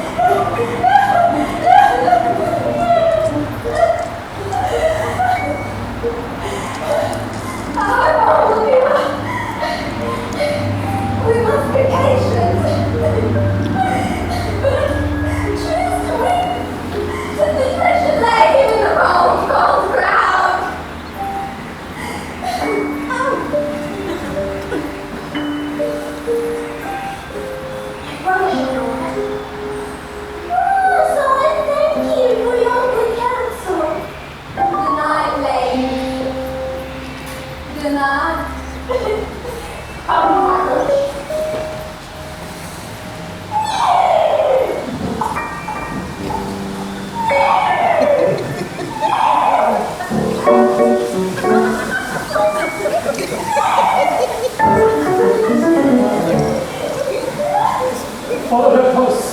Give a good watch, I pray you. This is the poison of deep grief. It springs all from her father's death, and now, behold, when sorrows come, Gertrude, they come not single spies, but in battalions. Claudius! Alack, what noise is this? Give me my father! Calmly, good Laertes. That robber blood that calm proclaims to me, bastard, cries cuckold, even here between the chaste, unsmirched brow of my true mother. What is the cause, Laertes, that thy rebellion looks so giant-like? Tell me, Laertes, why thou art thus incensed? Speak, man! Where is my father? Dead! But not by him. Ah, let him demand his fill. How came you this way? To hell allegiance! I'll be most revenged thoroughly for my father.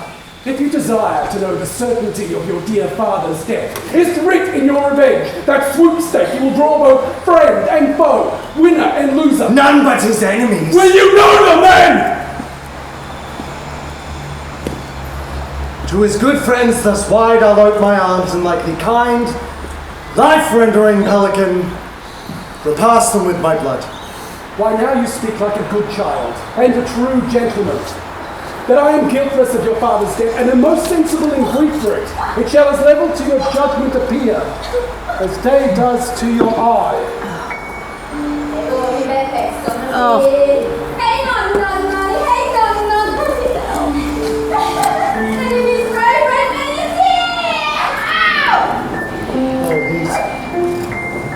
Dry out my brains. Tears 7 times salt.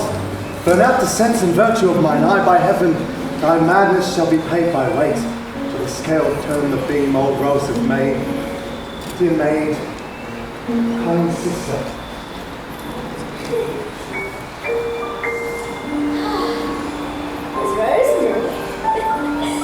That's for remembrance. Pray, love.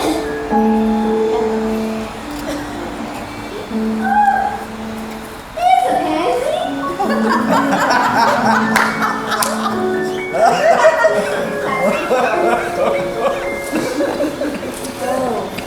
There's a room for you. There's some for me too. We shall call it herbs of grace on Sundays. Oh, you should wear your roux with a difference. There's a daisy. I'd give you violets. They all but withered when my father died. They say he made a good end on it. For Bonnie, sweet Bonnie is all my joy.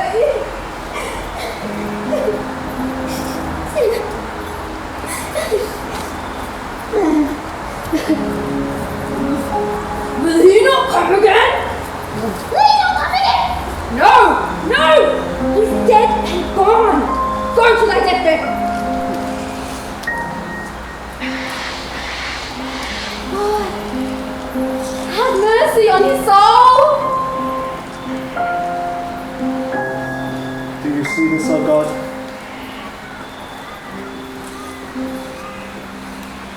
And all his soul. I pray, God, be with you.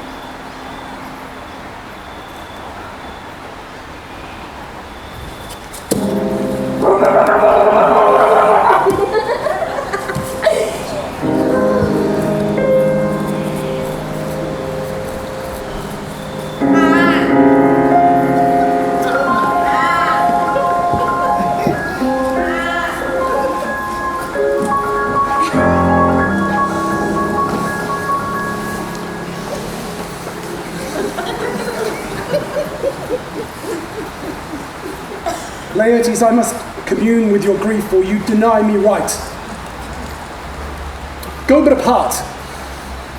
If by direct or by collateral hand your wisest friends finds us touched, we give our life and all that we call ours to you in satisfaction. But if not, be you content to lend your patience to us, and we will jointly labour with your soul to give it due compensation. Let this be so. His means of obscure funeral, no trophy, nor blade, nor hatchman over his bones, cry to a herd from heaven to earth that I must call it in question. It shall be so. And where the offence is, let the great axe fall. I pray, go with me.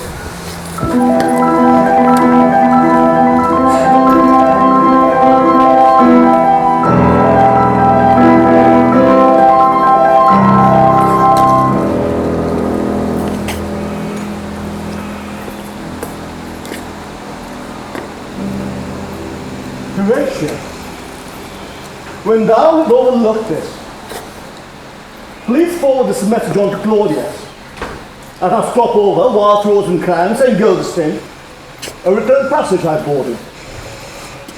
But they held the course for England. Of them I have much to tell thee. Farewell. He that thou knowest time. Hamlet.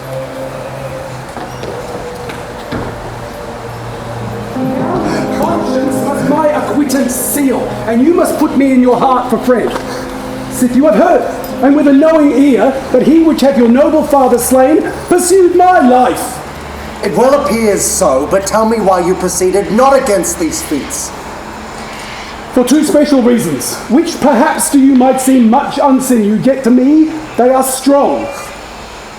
My love, his mother, lives almost by his looks, and for myself, my virtue or my plague, be it either which, she is so conjunct to my life and soul that as the star moves not but in its sphere, I could not but buy her. The second motive why to the public count I might not go is the great love the general gender bear him. And so have I, a noble father lost, a sister driven into madness, but my revenge will come.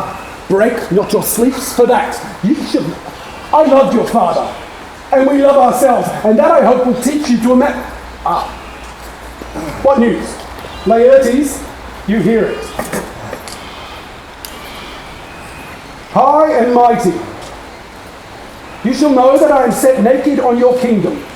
Tomorrow shall I beg your leave to see your kingly eyes, whereon first asking your pardon will thereunto recount the occasion of my sudden and more strange return. Hamlet,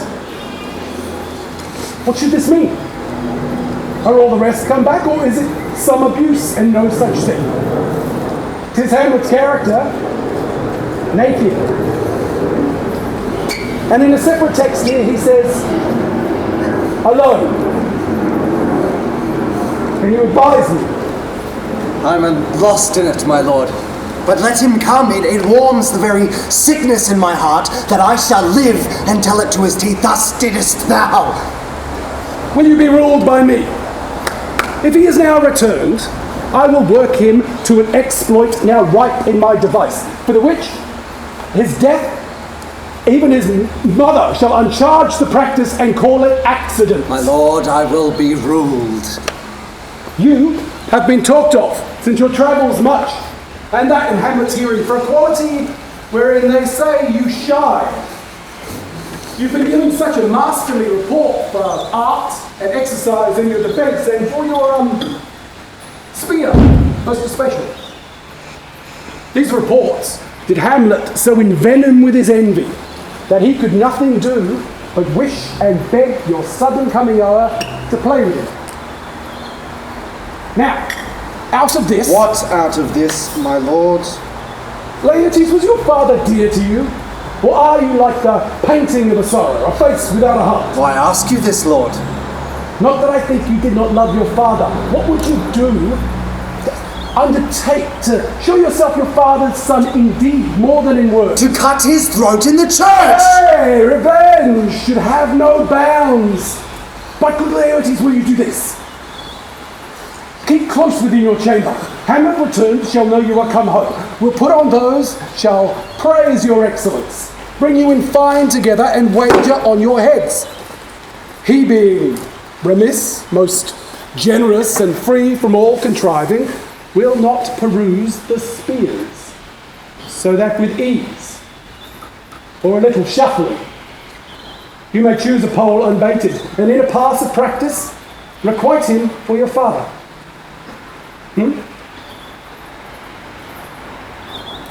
I will do it. For that, I bought an unction of a mountebank so mortal that, but dip the point in it where it draws blood, no cataplasm so rare collected from all simples of virtue can save thee from death. I'll dip my point with this contagion, and that if I gall him slightly, it may mean death. Let's further think of this. Weigh what convenience both of time and means may fit us to our shape. If this should fail, and our drift look through our bad performance, 'twere better not essayed. Therefore this project should have a back, or second, that might hold if this did blast in proof. So, let me see. We'll make a solemn wager on your comings. I have it. When in your motion you are hot and dry, as to make your bouts more violent to that end, and that he calls for drink. I'll have prepared a chalice for the nonce, whereon but sipping, if he by chance escape your venom stuck, our purpose may hold there. Oh no. One woe doth tread upon another's heel, so fast they follow.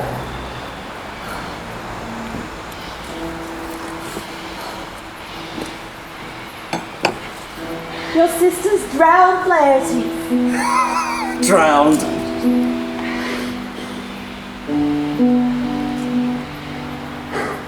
Oh. Where?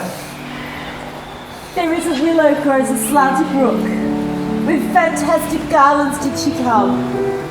There are coronet boughs, and coronet weeds clambering to hang, and envious sliver broke, and she fell into the weeping stream.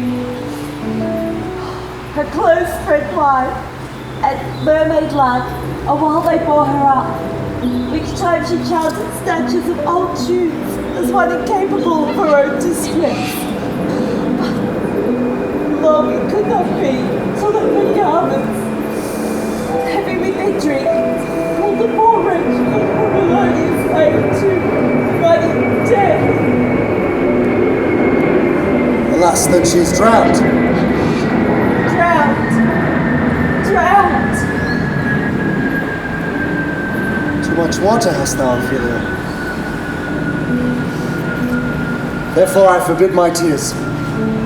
For I have a speech of fire that fain would blaze, and this folly dancing. Let's follow, Gertrude. How much I had to do to calm his rage, now fear I that this will give it start again. Let's follow.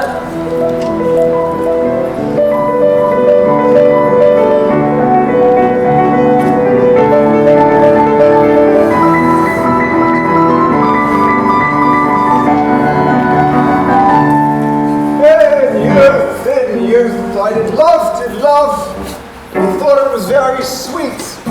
But age with his stealing steps, his glory in his touch, and shook me in the land as if I'd never been such. Ah, that skull had a tongue in it, and could sing once. Well, how long hast thou been a grave maker? All the days of my youth, I came to it that day our last leader Hamlet first led Denmark. How long will a man lie in the earth ere he rot? In faith, if he be not rotten before he die, as we have many pocky corpses that will now scarce howl delaying in. He'll last you some 8 year or some 9 year. A tanner will last you 9 years, his hide is so tan with his trade, he will hold out water a great while. Take this skull. This skull has laid in the earth, its 3 in 20 years. Whose was it? A whoresome mad fellow it was. Who do you think it was? Nay, I know not. A pestilence on him for a mad rogue. Poured a flag in the promise upon my head once. That skull, sir, was Yard Skull. A jester of renown. Alas, poor Yorick. I need him. Horatio. Yorick, Horatio. A fellow of infinite jest, of most excellent fancy. He hath borne me on his back 1,000 times. And now, how bored in my imagination it is. My gorge rises at it. Bleh, that, bleh, that. Here hung those lips that I have kissed I know not how long.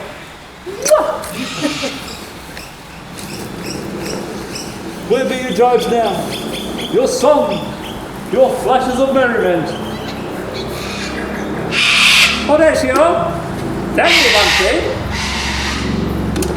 What's up? To what base uses we may return, Horatio? Even Imperious Caesar, dead. Turn to play. It's soft. It's soft. Here comes Claudius and his queen. Who is this they call her? Catch me while I'm mine.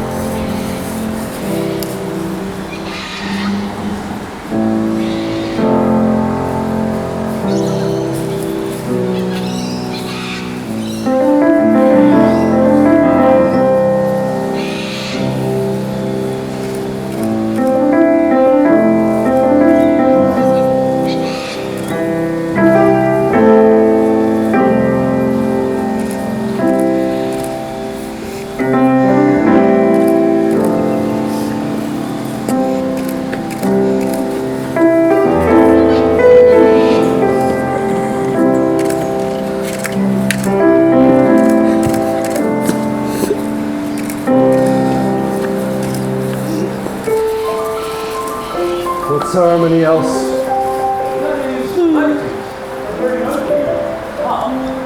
What ceremony else? Her rights have been as far enlarged as we have warranty. Her death was doubtful.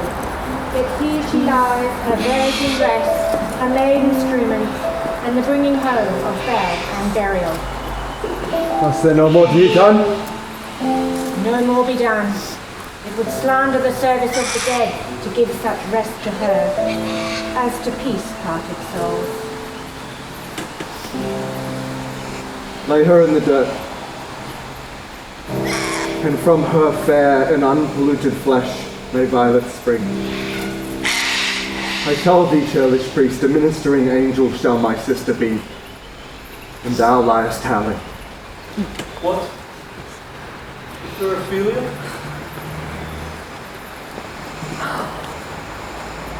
Sweets to the sweet, farewell. I hope thou should have been my Hamlet's wife. I thought thy bride bed to have decked, sweet maid, and not to have strewed my grave. Hold off the burial a while.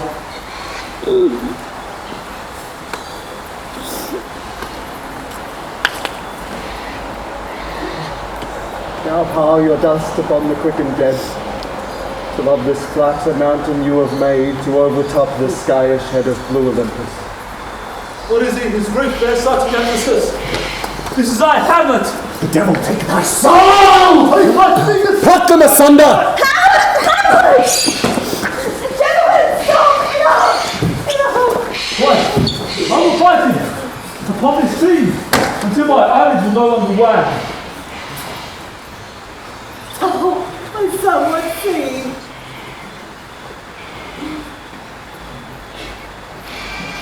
I love the feeling. 40,000 brothers could not with all the quantity of love make up my son. What wilt thou do for him? He is mad, Laertes. Oh, for the love of God, forbear him. Show me what thou do. Would weep, would bite, would fuss, would tear thyself. I'll do it. Hast thou come here to whine? To outface me? And weeping in her grave?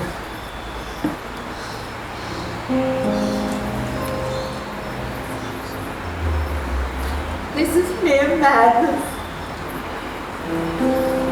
I'll grant as well as that.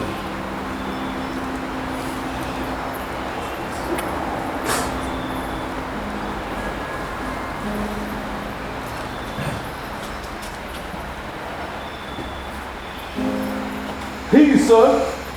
What is the reason that you use me thus? I loved you, ever. But it is no matter. Let Hercules himself do what he may. The cat will meow. The cat will mew. And the dog will have his day.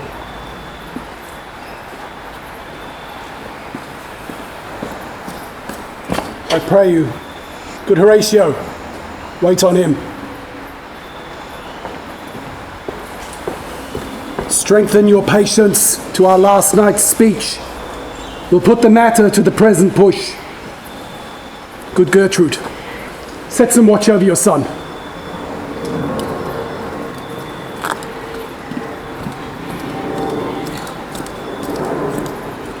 Her grave shall have a living memorial. An hour of quiet shortly shall we see. Till then, in patience, our proceeding will.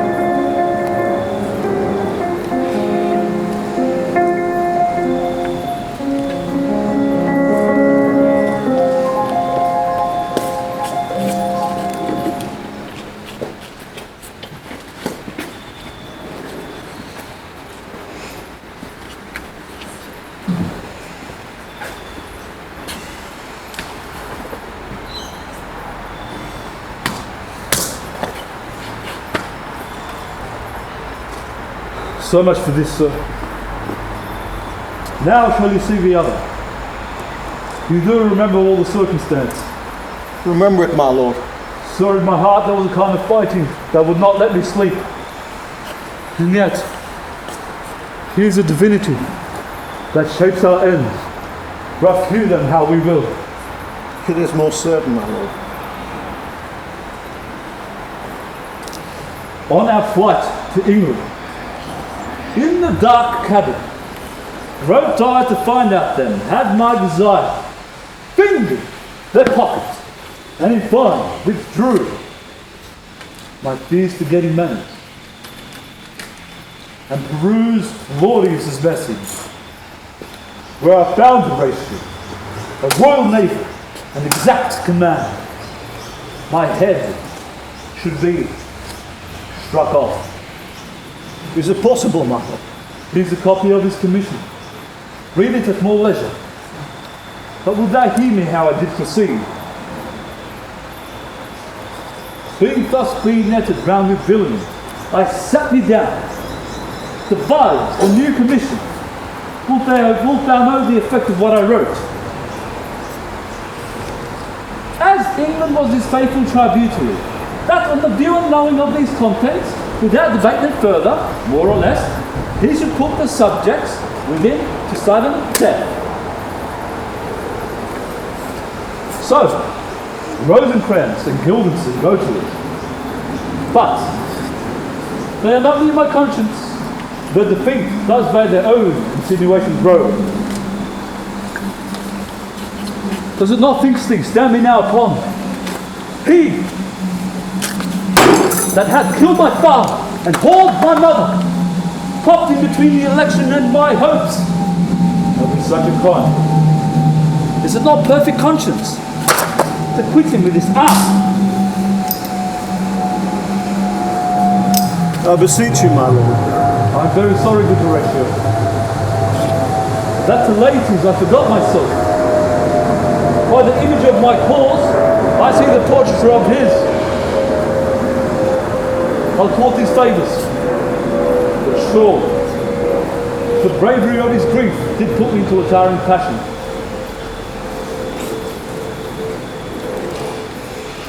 Peace who comes here. Peace? Who comes here? Your lordship is right welcome back to Elsinore. I humbly thank you, sir.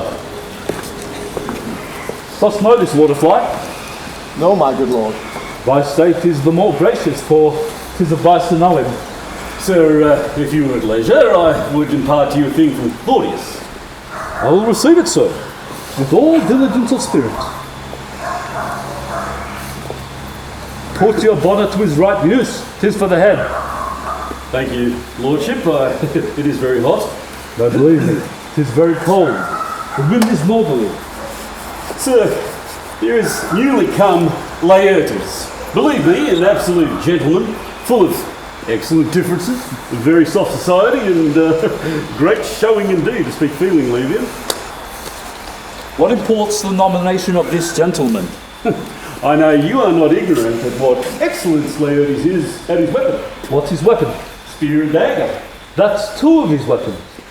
But well. Sir, Claudius hath lain that in a dozen passes between yourself and him, he shall not exceed you 3 hits. He's laid on 12 for 9. And it will start immediately if your lordship would vouchsafe the answer. How if I answer no? I mean, my lord, the opposition of yourself in trial. Sir, I will walk here in the hall. Please tell his majesty 'tis the breaking time of day, that the staves be brought, the gentleman willing, and Claudius hold his purpose. I commend my deed, your lordship. Yours. Bear with me, my lord. So Rosencrantz and Guildenstern go to it. It will be shortly known to him from England the nature of his business there. Yeah, that's right, they're dead. You may not win, my lord. No, since Laertes went to France, I have been in continual practice. If thou wouldst not have think all see about my heart, but it is no matter. If you mind, dislike it, my lord. Obey it, say you are not fit. We defy augury. There's a special providence in the fall of a sparrow. If it be now, it is not to come. If it be not to come, it will be now.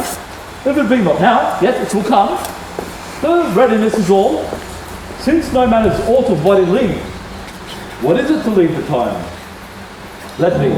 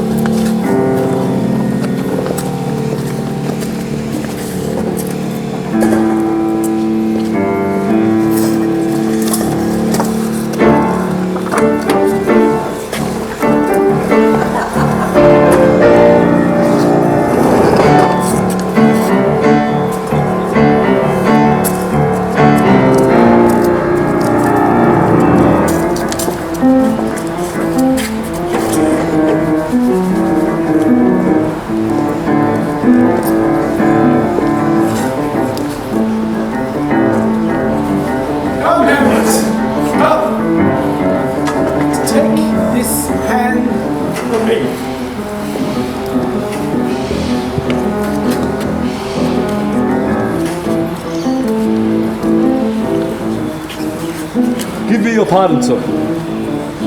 But pardon it as you are a gentleman. I've done you wrong.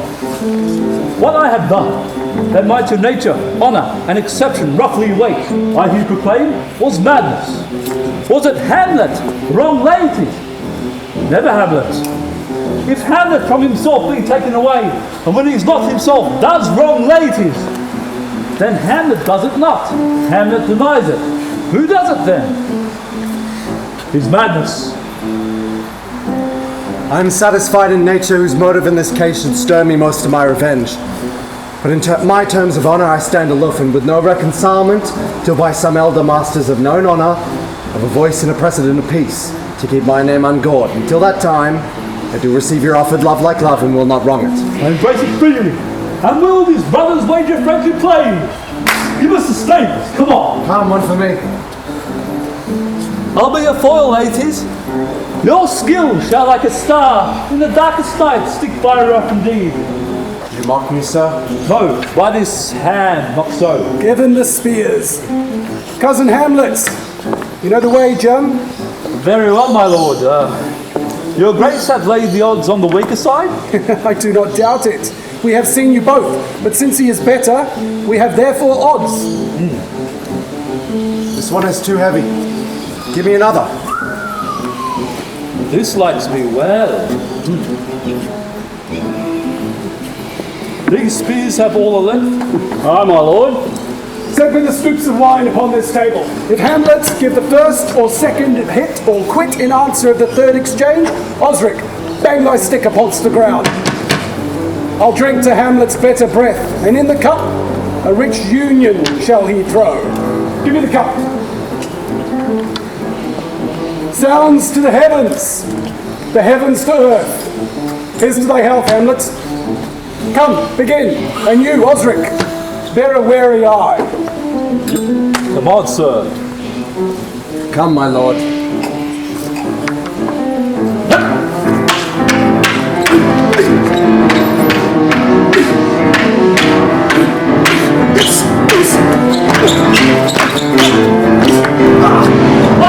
No! Judgment! Hit! Accountable hit! Well again! Stay! Give me drink. Hamlet, this pearl is thine. Here's to thy health. Give him the cup.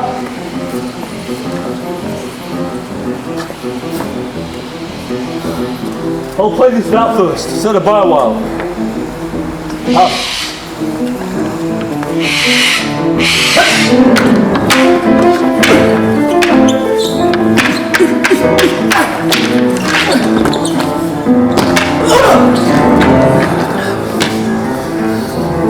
Another hit, what say you? A touch, I do confess. Our son shall win.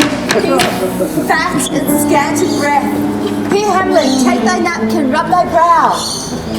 A grouse to thy fortune. Madam, Gertrude, do not drink. I will, my lord. Oh, it's a Pray poison. you, pardon me. I do not drink yet, madam. Set it by.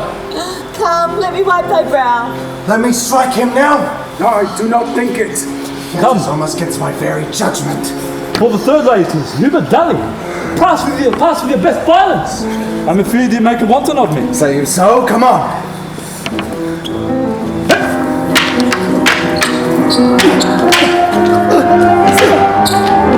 Not another way.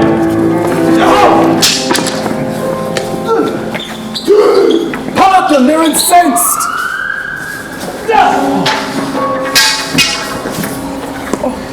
What's the Gertrude they hope? How is it with you, ladies? Why is a woodcock to mine own spring, just like I'm justly killed with mine own treachery? How does Gertrude? She swoons to see them bleed. No, no! The drink! The drink! Dear Hamlet, the drink! The drink! I am poisoned!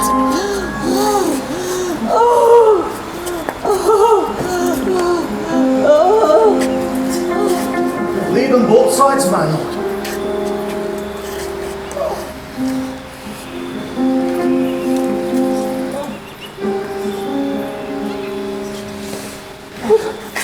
Villainy! Let the door be locked! Treachery! Seek it out! Here, Hamlet, thou art slain. Indeed, there is not half an hour of life, no medicine in the world can do thee good. The treacherous instrument is in thy hand, unbaited and envenomed. That practice hath turned itself on me, here though I lie, never to rise again. Thy mother's poisoned, I can no more. Claudius, 'tis Claudius' blade. The point? And venom too? Then venom. to thy work. Hamlet, no!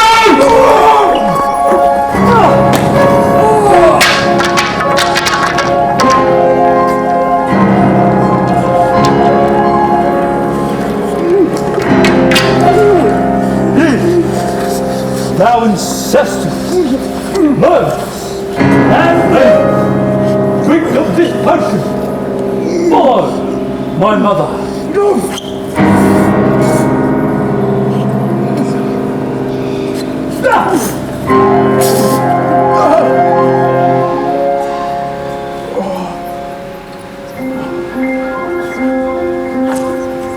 It is justly served. 'Tis a poison tempered by himself. Exchange forgiveness with me, Hamlet. My father and my death come not upon thee, nor thine on me.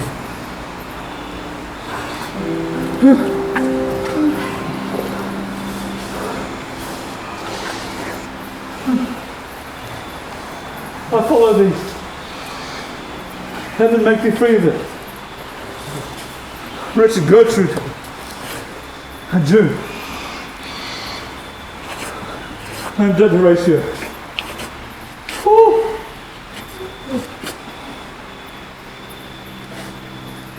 You that look pale and tremble at this chance, that are but beautiful audience to this act. Have I that time, as this well-sided death is strict with his arrest? All I can tell you, so let it be. Will I die, Horatio? Thou livest. Before me my cause arrives to the unsatisfied. Never believe it, my lord. I'm well an antique Roman, and Dane.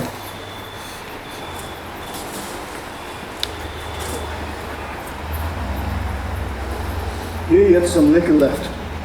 As thou art a man, give me the cup. Come on, let's go! God heaven, I'll have it.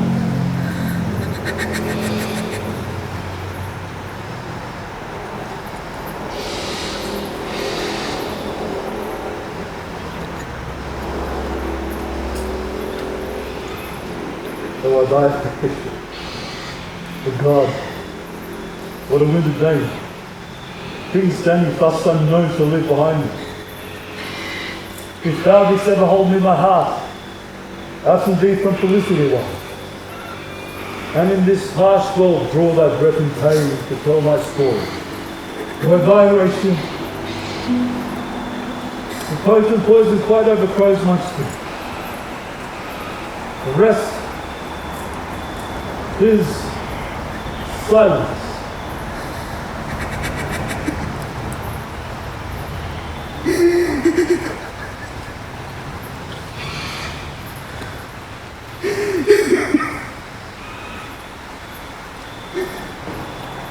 Thou cracked the noble heart.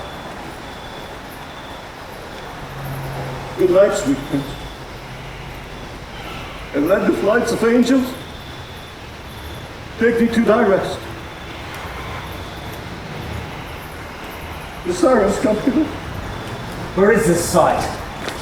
What is here would see? If aught, or woe, or wonder, sees you sit